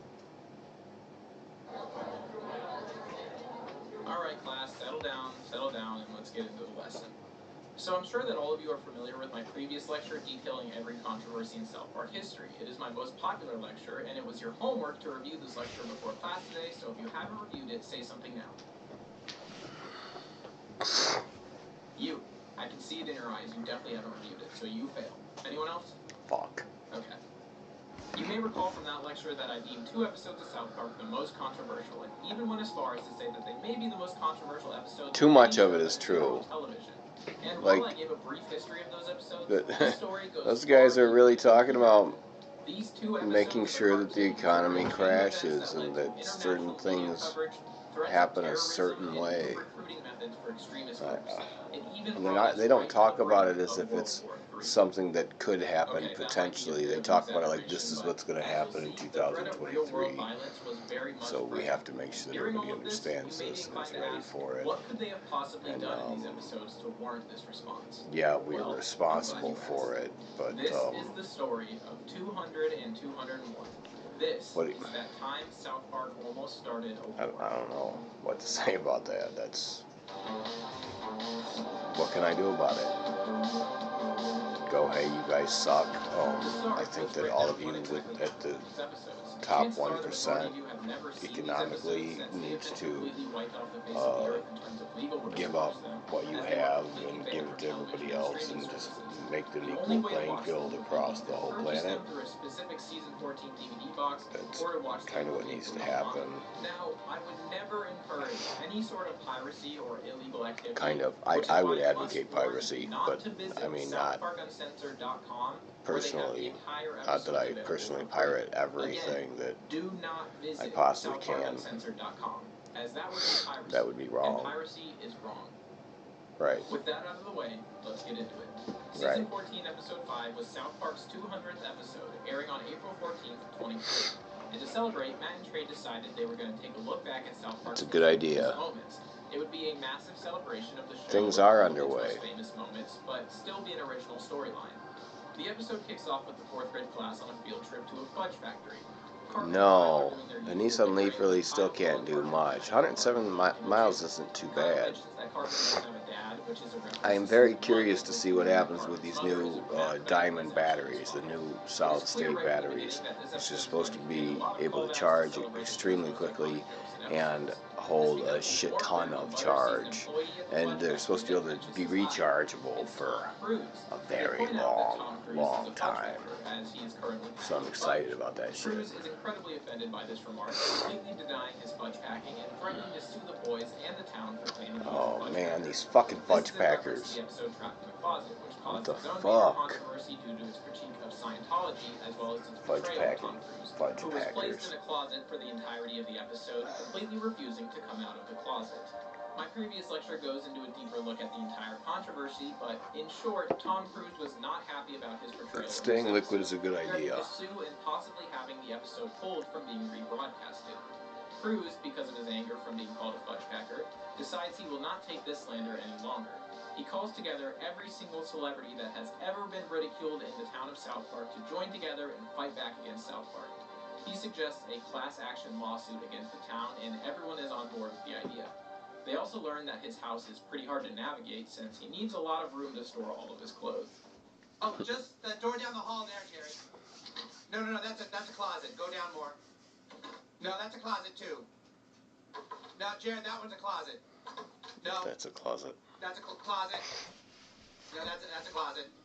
The celebrities decide to file a lawsuit, and Stan is called to the principal's office, where Randy and the rest of the adults of the town are waiting to explain to him the situation and ask him why he felt the need to call Tom Cruise a fudge packer. Tom Cruise is a fudge packer. Tom Cruise for calling him a Fucking fudge while packer. of course he is in the Tom process Cruise, of fudge packing fudge. Cruise is unwilling to drop the lawsuit unless they can bring someone to him that he has always wanted to meet. Muhammad, the prophet of the Muslim faith. Dude, that's actually a really good price. That's tricky. How much can you get a replacement battery for with 107 miles? 107 miles? How long does it take to charge that for 107 miles, though? I guess that'd be my next question. Like, I can get to the grocery store with 107 miles. That contained images of the Muslim prophet, leading to protests around the world. I'm driving a 2001 Chevy Blazer right now, and I kind of love it. It needs work. It needs love. It needs a lot more love than I'm giving it right now, but for those that don't know, I many love that branches little of the thing. Muslim faith prohibit any sort of depictions of Muhammad. Parker and Stone wanted to make a statement about how no topic is off limit when it comes to humor, and that either everything is okay or nothing is okay. Comedy Central, being afraid of a similar situation to this one, decided they were going to censor the image of Muhammad. This meant the entire point of the episode that my door, I have to actually put my window down to close my door right now. I kind of ripped the door skin off the interior, closing the door too hard because the bushings were going bad. I'm an idiot. I'm prone to doing that. This is what Stan reveals that he actually has seen. Actually, a lot of people saw him, and everything was totally fine. This is a reference to the fact that in the Season 5 episode Super Best Friends, Muhammad is in the episode, kind of a lot too, and there was absolutely no issue with his inclusion back then. This episode So you'd still need to charge it to get home, though, after they put the new battery in. You wouldn't be able to make it all the way home. After Stan reveals he knows where to find Muhammad, we are brought back to Tom Cruise's lair where his true intentions are revealed. While everyone assumed Cruise was just trying to end the town of South Park, his true plan was to find a way to harvest I can imagine that having a lot of quirks. What is this power? Muhammad has a power that makes him impervious. Well, it is what it is, you know, fuck. Could harness that power. The power to not be made fun of. Since Muhammad is and they're about to do some kind of switch up where we might all have to go electric. We might get, you know, like, get told that it's not even something we own, it's something that we kind of like get an Uber from a community garage down the road. You know, it comes and picks us up because suddenly we have level 5 autonomy. I gotta cut some of them, but just know that Cartman's hand looks like Jennifer Lopez, and everyone believes it, but it's actually a con man named Mitch. Oh, that's an issue. You got to special order the battery. That's not a good look. Simple stuff, really. That could get expensive, arrive at the Hall of the Super Best Friends, and to be a pain in the ass to fucking come and go get it. All of the religious figures of the world work together to fight crime. You know, I didn't realize how much deep lore this show has until I started writing the script. Well, anyways, they realize Muhammad isn't there, and they have to convince South the Park best was friends pretty to heavy, actually. They begin proposing Like, different started ideas to watching a have bunch of Muhammad that, be and not seen and given to Tom Cruise. They get it went frustrated, into some but deep Joseph shit. Smith reminds them of why this is important. You need to understand that people get very offended when Muhammad is mocked because he's a religious figure. Buddha! They finally decide that they will place Muhammad in the back of a U-Haul truck where Tom Cruise can talk to him. Meanwhile, Tom Cruise learns from Rob Reiner that they need to harvest the goo inside of Muhammad, as that is what makes him impossible to be made fun of. This is another callback to Rob Reiner and his goo in the anti-smoking episode. Again, it's a whole thing and I don't want to get into it right now. So they construct a machine to transfer his goo to the user.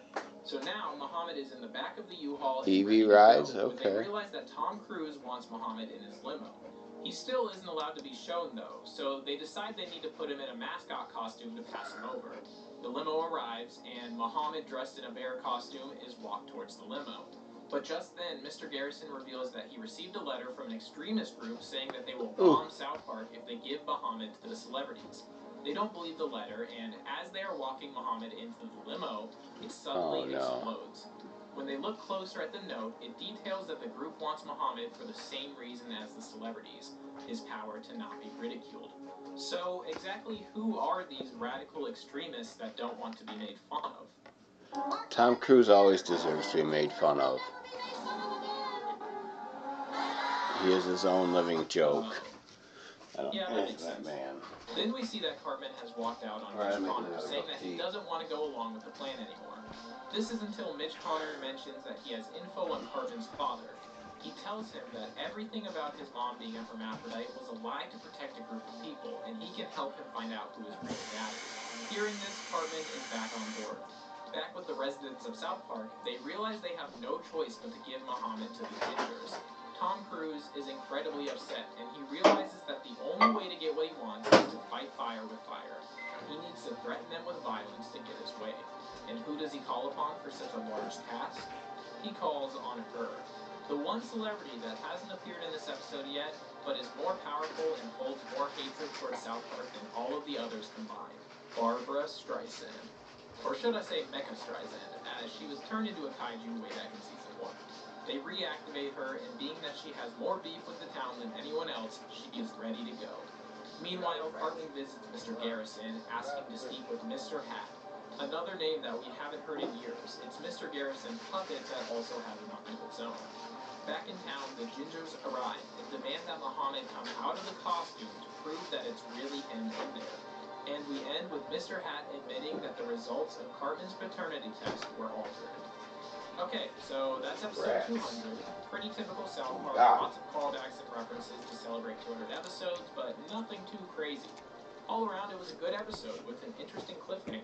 I sure hope it doesn't cause any sort of extreme backlash.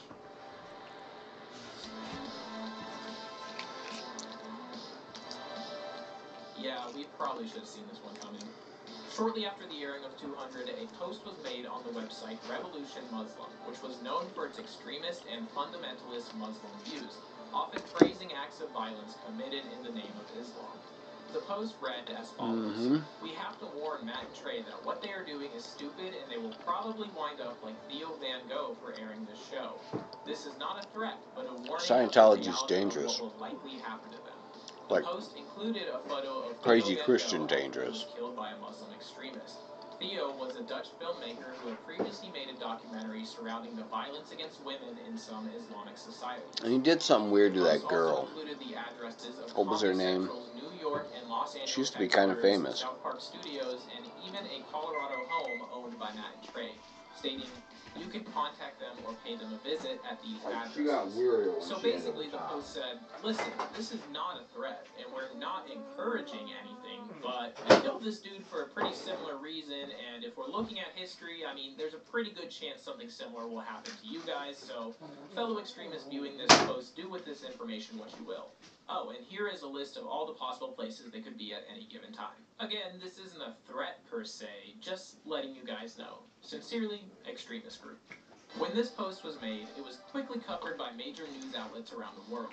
This was the first time something like this had happened in the US, and with it being a show as popular as South Park, the media absolutely ran away with it. Major news organizations like CNN and ABC were discussing the possibility for violence and looking deeper into the story. CNN had actually interviewed the man who made the post a year before, where he claimed that he is not encouraging violence of any kind. In the same interview, he also said that the 9/11 attacks were justified, so yeah. I mean, it definitely doesn't seem like the things he says are encouraging violence. He's just praising those who do commit violence, so I mean, that's like totally different. Like the nurses who don't have any problem handing you too many or too strong of a dose of morphine for your grandma. Would they give in to the terrorists out of fear for their lives, or would they stand their ground as a protest against acts of terrorism? Homelessness exists because it's a great business for some people. Matt and Trey did not care. They still planned on creating the episode exactly as they planned it initially. Capitalism is fucked up, especially in a system like ours in the U.S. These threats would be the ultimate hypocrisy, since the entire purpose of these episodes was to stand against the use of violence to censor those who think differently.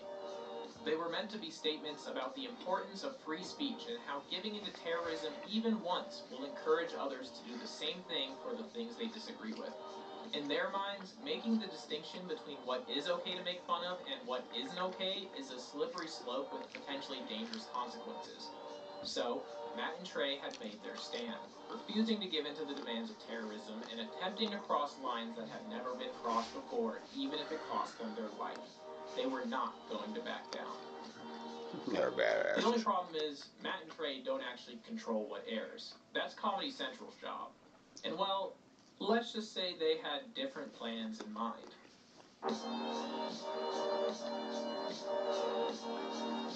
On April 21st, 2010, part 2 of the 200th episode special would air, simply titled 201. We are right back where we left off, with the Gingers demanding to see. That's crazy, so bad. It's not like Crank. Well, that's because Comedy Central decided there's no pharmaceutical grade anything about it. Put out and gave in to the demands of the terrorists. So, when the episode was aired, anytime they would even say the name of the prophet of the Muslim faith, it was censored. Yeah. Not only that, but all images of were completely censored from the episode. They have one left. Censoring was done. Yeah. If you hadn't seen the first part, you would have no clue who they were even talking about. So, Comedy Central did exactly what Matt and Trey had spoiled them. not to do and officially made the distinction of what is okay to make fun of and what isn't. So that sucks, but I guess I still have to summarize the episode so that we can better understand what the messages were supposed to be. Also, the story does not end at the airing of this episode, so stick around for the equally crazy things that happened after this episode. So, the Gingers are demanding to see and the town agrees to let him out of the suit. As it turns out, he was never in the suit, and it was really Santa Claus the whole time, because if they were going to give him to someone while being completely hidden, of course they weren't going to put the real one inside. We also get a quick cameo from Mr. Hancock. We cut to the super best friends who hear of trouble at Casa Bonita, which is another callback. Mecha Streisand is on the loose and destroying everything in her path, with Casa Bonita being a victim of the destruction. Then, Cartman arrives at the genetic lab to meet with Mephisto, the man who did the paternity test for Cartman back in season 1. He's there to get the truth about his father once and for all.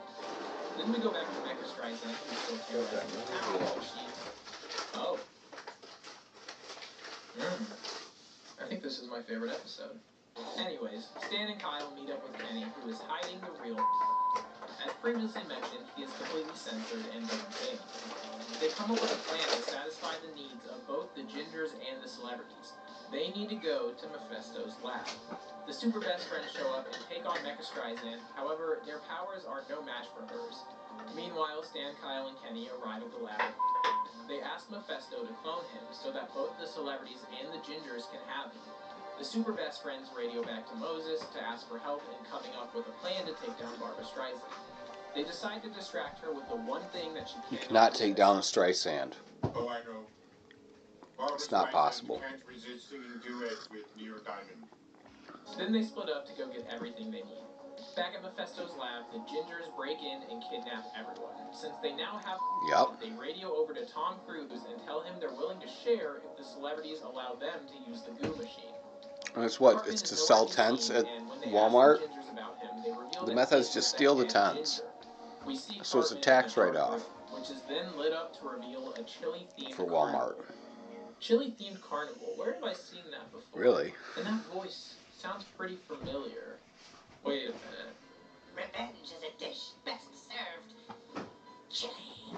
That's right, the head ginger is Scott Tenorman, the kid whose parents Cartman killed and then fed to him in chili because he scammed him out of $16.12. Meanwhile, Jesus finishes constructing the stage for the duet.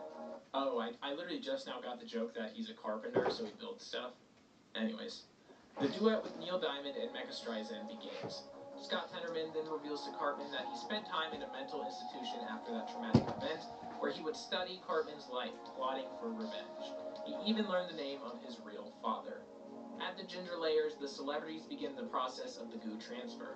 Tom Cruise is the first to go, and it's a success, and he is now completely censored himself. They can no longer make fun of Oh, come on, I can't say that now either. Scott Tenorman then brings Cartman in front of the entire town and his mother to reveal the truth. It turns out the group they were protecting was the Denver Broncos. Back with the celebrities, they are deciding who will go next in the goo machine. While arguing the goo machine. Who goes next in the goo machine? Scott then Oh, that a right what have you done? Denver Broncos You're monsters. with Cartman's mother, and everyone in the town covered it up. They were having a really good year. There couldn't be any distraction. He also reveals that Cartman will never be able to meet his real father. What are you guys doing? Drops a bombshell, revealing You're being who monsters. exactly Cartman's real father is. Devils. Did I ever tell you that my father played for the Denver Broncos? No. That's right. Cartman killed his own father and fed him to his half-brother. Jesus Christ. Oh, Jesus Christ. The super best friends break into the lair and Seaman begins attacking, causing Stan to remark, Hey, look, Tom Cruise has semen on his back. What did you say? All of a sudden, Tom Cruise Tom Cruise has semen on his He back. doesn't understand how he can be made fun of again if he had absorbed Muhammad's goo. And that's when Kyle reveals that there is no goo, and he goes into one of his trademarked I Learned Something Today speeches. Now, when this episode aired, this entire speech that's nearly a minute long was entirely censored. That's true. Most people assumed it was a joke. No, I avoid this shit, really. I have 7 cats here. I actually have 8 cats, but one is at my sister's house right now. After Tony died, she had this litter, and I couldn't let him go. With Kyle discussing how there is no magical goo. The only I couldn't let him go. power is threatening people with So now I have 7 cats in the house, which is crazy. A lot of maintenance. They are currently jumping on the dishes. Even Santa jumps in, saying that all you need to do is instill The big ones are involved. people and you can get whatever you want. The irony is so strong. I don't remember the Mecha Streisand episode. I haven't seen all of them. It's been a while since I really kept up, but Tony was my fiance and domestic partner. She was amazing. Yeah. But rather because his father was a ginger.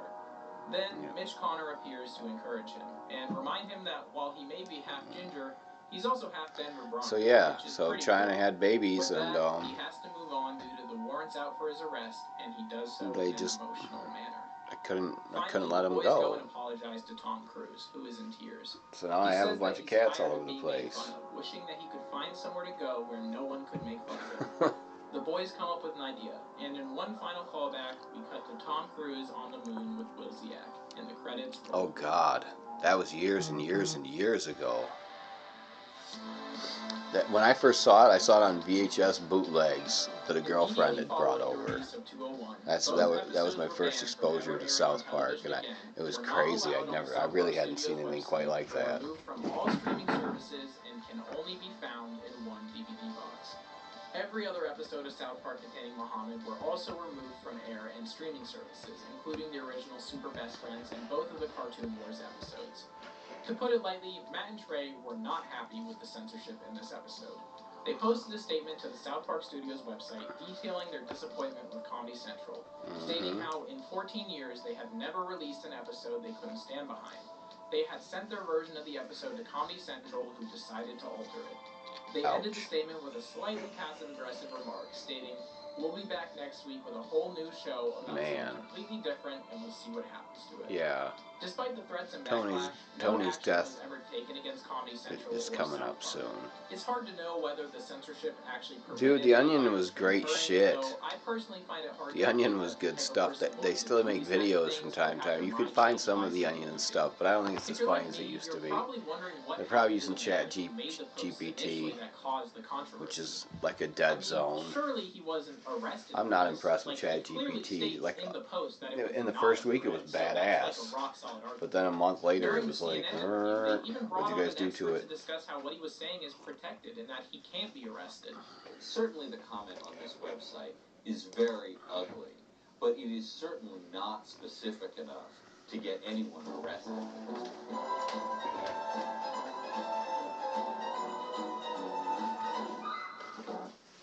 Jesse Morton ended up serving only 3 years of his 11.5-year sentence. Jesus, still. As an FBI informant while in prison. He would immediately renounce his former beliefs and upon release would work as a counterterrorism researcher at George Washington University, where he would receive many accolades. We had vanilla wafers to read them all, kids. In 2021, he would go on a I think I podcast ate with them. documentary maker Andrew I think Gold vanilla and wafers discuss need his to involvement in the threats. go He offered somewhere. a lot of insight into how these extremist groups are able to radicalize people, discussing how he never actually cared about the show depicting Muhammad at all. And neither did any of the other leaders. Well, that's horrible, baby. I'm sorry. He only pretended to care because it would help him recruit and radicalize more people. In his words, I did not have any opposition to Yeah, Tony went to the neighbors, and the neighbor handed her a joint laced with fentanyl, and she never came home. Let's use that to propagandize on our belief. That has become one of the most easy arguments to make for general So I have a bunch of cats. Look, they are insulting your prophet, and your religion commands that you defend the prophet, and we're the only ones that are defending the prophet. The rest But I'm of the seeing a Muslim psychiatrist community now. is staying silent. Therefore, we must be on the truth. Come So I don't join know. us. So not only was the largest controversy in television history over a cartoon drawing, but it was started by someone who didn't actually care at all. Morton would unexpectedly die later that year at the age of 43. So, what can we learn from this absolutely insane controversy? The biggest takeaway that I could gather from this is the importance of avoiding censorship. You see, when we try to...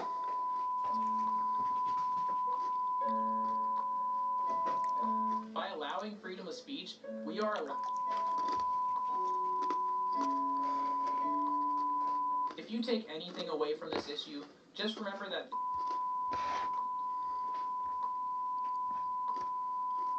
and that is the most important lesson of all. Yeah.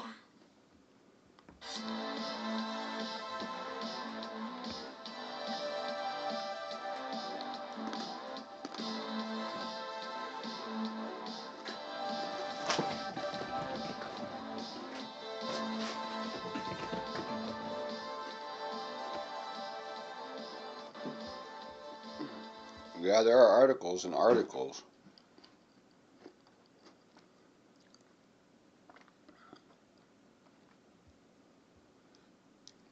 Grand jury rules, they were justified, huh?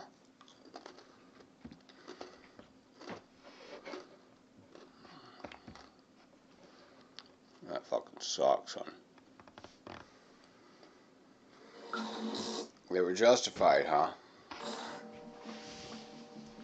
Killing the homeless guy and his dog. See, you know, the Mr. Robot example, and you actually doing it and showing, you know, is it real or is it just a movie scene? And it's nice to see you know, actually showing us how to do it. And today is going Means need for intimacy and social relationships, and you yourself learn how to produce the Spicy and meatball Italian. Yikes. Today we're looking at the newly developed torture technique by HBO, and it's named Velma. Damn, Dilf City. Sorry, continue. Based on the very Yeah, that popular series happens a lot. Scooby-Doo. You probably didn't watch this, but if you Mysteriously did, happens a lot. it was probably out of morbid curiosity. But if you didn't and you're curious about the show, that's why I'm here. You may have noticed that this show is getting obliterated online. Everybody is talking trash about this show right now. I was kind of curious, so I gave the first 2 episodes a watch. Is all the hate warranted? Is the show as bad as they say? Absolutely. Okay, It's I bad. see how this looks bad.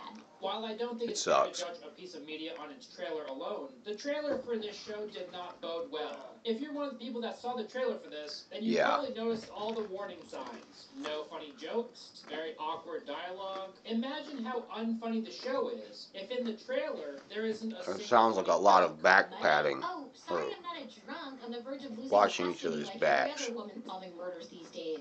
Like the judge, has to watch out for his boys. She had her rise to fame on The Office. She also voiced the character Disgust in the movie Inside Out. And it makes a whole lot of sense that she would voice that character, because look at what she admitted live on TV. You guys are When he stinky. came on the show, we had to do this flashback sequence where we were in bed together in college. In the middle of it, he was just supposed to be like, "What do you think, Biddy?" And I was like, and I looked around, and I improvised just kissing him in the scene, which was not in the script. It's not a, see, you just went for it. You just started kissing that guy, that picture, yeah. And then I walked backstage. We had 2 writer-producers.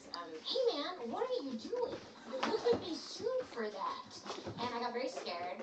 The 2 people that killed my wife broke into the house the next day. And I sent the cops the security footage. Like, it's very obvious what they're doing. Women can't sexually harass people. That's just And they're talking about the cameras, and they're talking about what they're taking. Helix makes premium mattresses. And so far, they haven't even been prosecuted for that. Straight to your door. Once you take Helix's sleep quiz, it'll match you with your perfect mattress based on your body type and sleep preferences. I'm mostly a side sleeper, and after taking the quiz, I found out that the Helix Moonlight Lux was the perfect mattress for me. And ever since I took that quiz and the bed showed up right outside my door, I've been having the best sleep Really, of the my police are life. just another gang. Really, they're a paid gang for the powers that be, for the bureaucracy. That's the way it is. At this point, in our history, that's the way it is. Sleeping on my previous mattress did not help. Ever since getting this Helix mattress, my sleep has been perfect. We've had this mattress for well over a year now. That's not fair and it's not right. I still want to change it. After you order your mattress, it will come rolled up in a box, and it's extremely easy to set up. And if you're unsure whether or not you want a Helix mattress, they give you a 100-night sleep trial to ensure that you love it. Helix And as much mattresses as they'll include let a us. 10-year warranty, and they offer financing options and flexible payment plans. You can get free shipping within the U.S. Visit helixsleep.com/ElvisTheAlien to get up to $200 off your Helix mattress, plus 2 free look at pillows. that. Thank you so much to Helix for sponsoring this video. I really appreciate it. Now back to the review. Not only did they swap out the endearing goofball Shaggy The with subject his matter weird got simp touchy. named Norville, the most painful part of the show is that Fred is voiced by Glenn Howerton. Seriously, who is this weirdo? The Golden God himself. Like many others, I find him hysterical in Always Sunny. I am untethered and my rage knows no bounds! And I'm glad that he's getting work, but come on, not like this. He was this close to getting Star-Lord, and he got this instead. To make it even worse, this is a Scooby-Doo show without Scooby-Doo. Let's start with episode 1. The show Alright, well, we're coming back. starts with commentary about how boys are bad and girls are great. Normally, origin stories are about tall We got into struggling sensitive subject matter, and more power. And if they are about girls, it's usually like, hey, what made this hot chick go crazy? And then 2 cockroaches bang for no reason. This school sucks. she went to the neighbors, and the neighbor handed her a joint laced with fentanyl, and she never came home. Disguised Velma shows up to ask Daphne how she feels That's about what happened. race blind casting. As an Asian woman, I think it's cool. Yep. I mean, not to oversimplify the authority issue, but actually lots of the white people play Jesus or a professional boxer. Why can't it ever go the other way, right? What is this dialogue? Why didn't Yeah, all of a sudden my the network show just create a situation YouTube got video about how they feel about inclusivity exclusivity in Hollywood. That would have saved them a lot of trouble. It really does feel like the writers of the show use the show as a vehicle to express how they feel about Hollywood nowadays. And this will only become more apparent as I continue. This show is so weird because it romanticizes and almost fetishizes lesbianism, but then it'll turn around and make some weird comment about how men suck and men with small dicks are lesser. I thought lesbians were good at solving crimes. It's like the one positive stereotype perpetuated by cop shit. The commentary on the entertainment industry is non-stop in this show, and it's never funny, not once. But if the kids in every teen Yeah. show ever can get through a brush with a deranged Yeah, serial killer, because she so didn't can I. use. There's a scene of Velma being questioned at a And, police station by two female know. officers. The two officers in this scene imply that Velma is ashamed of her And the neighbors looks. didn't bother to call the EMTs. No! And you're like a King Kong. Velma's Oh, I'm sure dad it wasn't got an a random accident. waitress I'm sure it was on pregnant, and now purpose. she lives with them. I'm sure and they there's had a a part plan. when she rips her clothes off for a nude photo shoot, but it In isn't a retrospect, punchline. It I just see. comes out of Yeah. nowhere. You'll find very quickly that that's how most of the jokes work in this show. But Tony was They'll always just trying to do bless something everybody random and always silly, trying to give everybody hope for a second laugh. chances So and help it's just random everybody goofy shit. level up The if she lowest tier could. comedy possible. Frankly, it's embarrassing. So this girl Brenda died. She had her brain removed. I'm not missing her. She has no brain! So me and the kids lost At her her. funeral, You know? one of her friends says, in pop culture, when the slutty girl dies, we're all like, maybe she deserved it. So Brenda was a slut when she was alive, I guess. Nice. Very weird thing to say at Well, her funeral, but I guess that's the joke. And then she says, she's the rare slut. Years and Didn't years deserve ago, to be she murdered. did sleep Dear with Lord, that what neighbor's makes it worse is ex-husband. that the people listening just go along with this batshit behavior. So that could have been a motivation. And I don't know if they thought they were going to kill her per se, but I think that they thought they were going to break in here and steal pharmaceuticals and money while I was away, The thing is she's not because I wasn't here at the She would never time. say no because of the implication. The So humor Yeah. comes from the reactions we get from the insane stuff that people I don't do. know if they And thought they were going to sometimes kill her, it's but so I out there and they so knew they were crazy going that to it can't fuck be her done up on its own. But and this send her show to the never hospital. achieves that. Magnum Dom. A main problem with the comedy in the show is that everybody By in the time she show got to the is hospital, she in was on brain the dead joke. already. Nobody has a strange reaction to something. Whenever someone does something She was ridiculous, dead already, it's really. just normal That was in just a this body. world. I love the time in comedies when people do insane things. And, The act itself is not what makes it funny. It's the people's reactions to what's going on. That's Yeah. what makes it funny. Because you can kind of relate to how these people are feeling. I get it. Everybody knows about the ultimatum. Yes, I told everyone. I also have a suspicion that they stole the title to the trailer. Back at you, bitch. There's supposed This to be an show, investigation, people do ridiculous shit, and but then we just move the, on to the next ridiculous thing.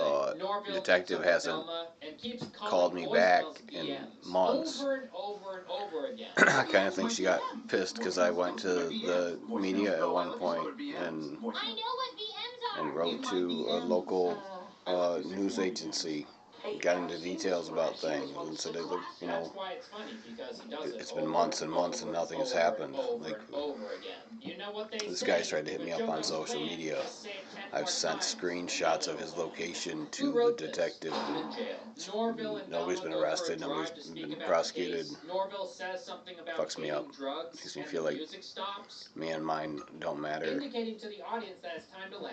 But at what?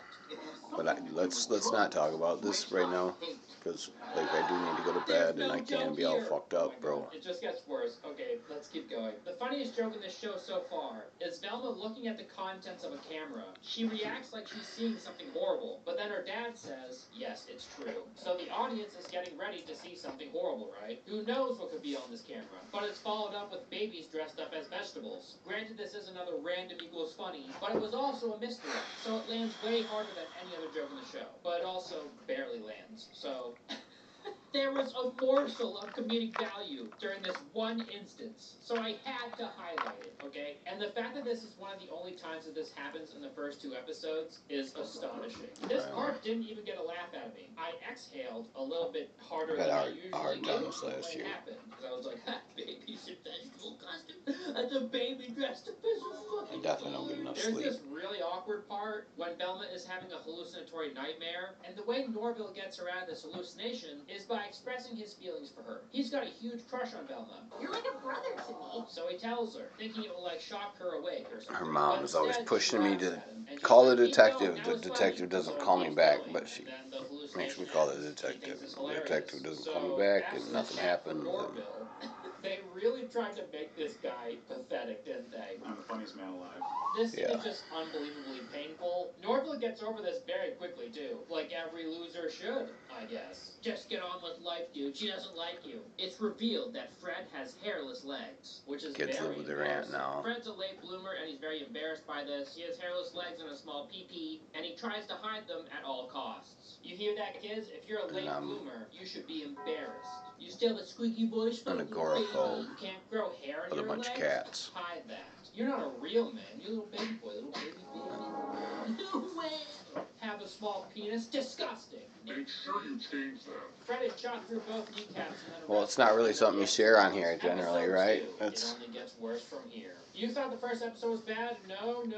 But yeah, we had a studio account and we've done stuff on here. We had a lot of fun, Fred's dad made really money. cares about how big his son's penis is. They make that apparent in this scene. It's not small, it's scared. If I were to make a review on this entire show, this video would be like 3 hours long. So, a news reporter calls Velma Dinkley Vermin Dorkley. Velma Dorkley. It's very funny, but it doesn't make any sense because 2 seconds I thought I later, had the my reporter forever, says her father's last and name that correctly. was taken Velma away is from on a me mission to in find a her missing mother, and her vile father and does not care despicable about way, her and missing mother. I have to go find my missing mother. And then the show continues. I'm trying to with learn Fred to has a live small dick joke. The rich white guy was a tiny dong. He did it. It's a little much. on my Somehow own. everybody knows Really how big Fred's dick is, and then her be father a complete and mentions it, functional and I whole know person. That's why it's supposed to be funny. Her father shouldn't know how big Fred's dick is. I can appreciate that. And I'm gonna ride it all the way to victory. Huh? So that was embarrassing. Just This world because something isn't is right. stupid and outrageous does not mean it's funny. Take Mr. B. There's a lot that is very, He does a very, lot of very dumb wrong stuff, right a now. lot of outrageous things. But it's the reactions of the normal people around him that makes it funny. Because he's the weird one. But the then odd there's one my out. In this Kuma. show, Oh, everybody Kuma, is my that odd one Kuma. out, so it's not funny. Daddy's In the truck show, it's cat, 420, and yeah, all the sure. kids at school are hot. Oh, Norville asks Velma if she knows Kuma, what 420 means. Who Daddy's doesn't know what 420 Kuma. means? What's even worse is Velma's Love is response. It's code for adults who still watch cartoons. The hell does that mean? Like, it's not even a joke. Not all adults Kuma's gonna who get watch you. cartoons Kuma's gonna are tear your ass audience. up. Is that even a stereotype, or did they Trying to just mess make with that Kuma. up for Kuma's this trying show? to get Velma nuggets has from to Daddy. go. So Norville asks her if she wants him to accompany her. And this is her very strange response. Thanks. But after catching Fred, I feel my hallucinations are like the return of high-waisted jeans. It took a while, but we're finally through the worst of it. What does that even mean? She likes high-waisted jeans? Like what? Did they test these jokes on anybody? No. Or were they so confident that this stuff was funny that they were just like, whatever, just put it out there. People will love it. Velma tries to make amends with Daphne. Dude, I don't know what Mindy Kaling was doing with this show. I can't even watch all of it anymore. Oh, you call me this. There are several episodes I'm behind now because I'm That's just. exactly what you said you didn't call me. It's not Scooby Doo. It's definitely not Scooby Doo. Which Daphne's parents have because they're fine. Velma asks Daphne to get it for her, and Daphne's like, I'll do it for $500. And Velma goes, that's like $1 million. No, you don't get it though. What makes this scene so much funnier is at the very end, Velma gets hit in the face by a frisbee, and she doesn't even react. It's so funny when people get hit by things, and it doesn't faze them at all. The jokes during this scene weren't very powerful, so they had to, put a cherry on top. Of all the things.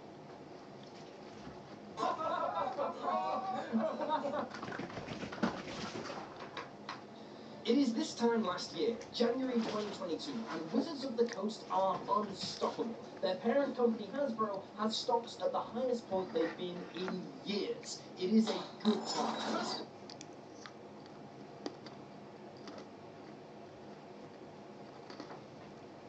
Ahoy, I'm Planet Walking. Recently, I came across a video, and just by the thumbnail, I thought, oh, this looks like a Minute Earth video. So I clicked on it, And it turns out that it wasn't. The video was by Apologetic Squid, which I found to be fairly logically fluid, so let's take a look at it. William Lane Craig's formulation and presentation of the Quran is by far the most popular.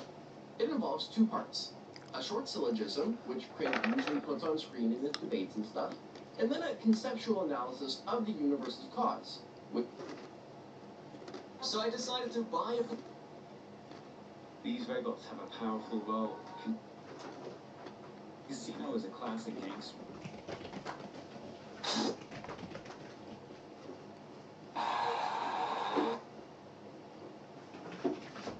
Hello everyone, this is Fiona Apollo and I do art commentary. The exact phrasing of the question being asked. A subset of the researchers will ask when. But one of the biggest issues to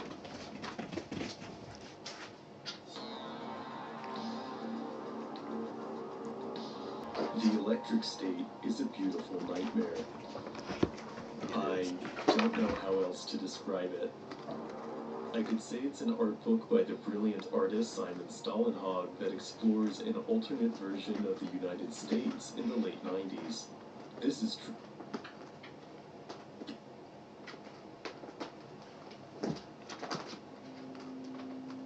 Science fiction has bombarded our collective imagination with aliens.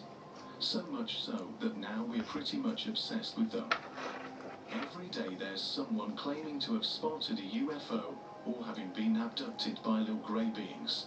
Recently, someone even claimed that she was impregnated by one. The world of imagination, fueled by science fiction shows and movies, is boundless. Either way, we've ensured we don't hold back at all. Not when it comes to all things alien.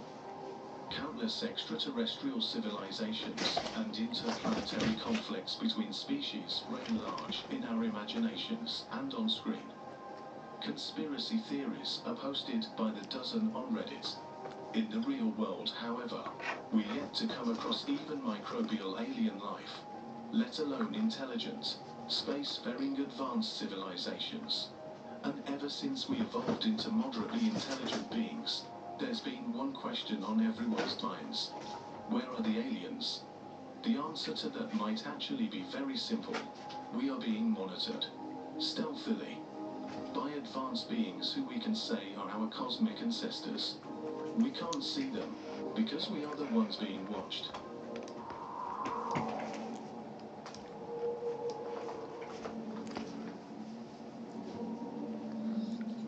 Orbit.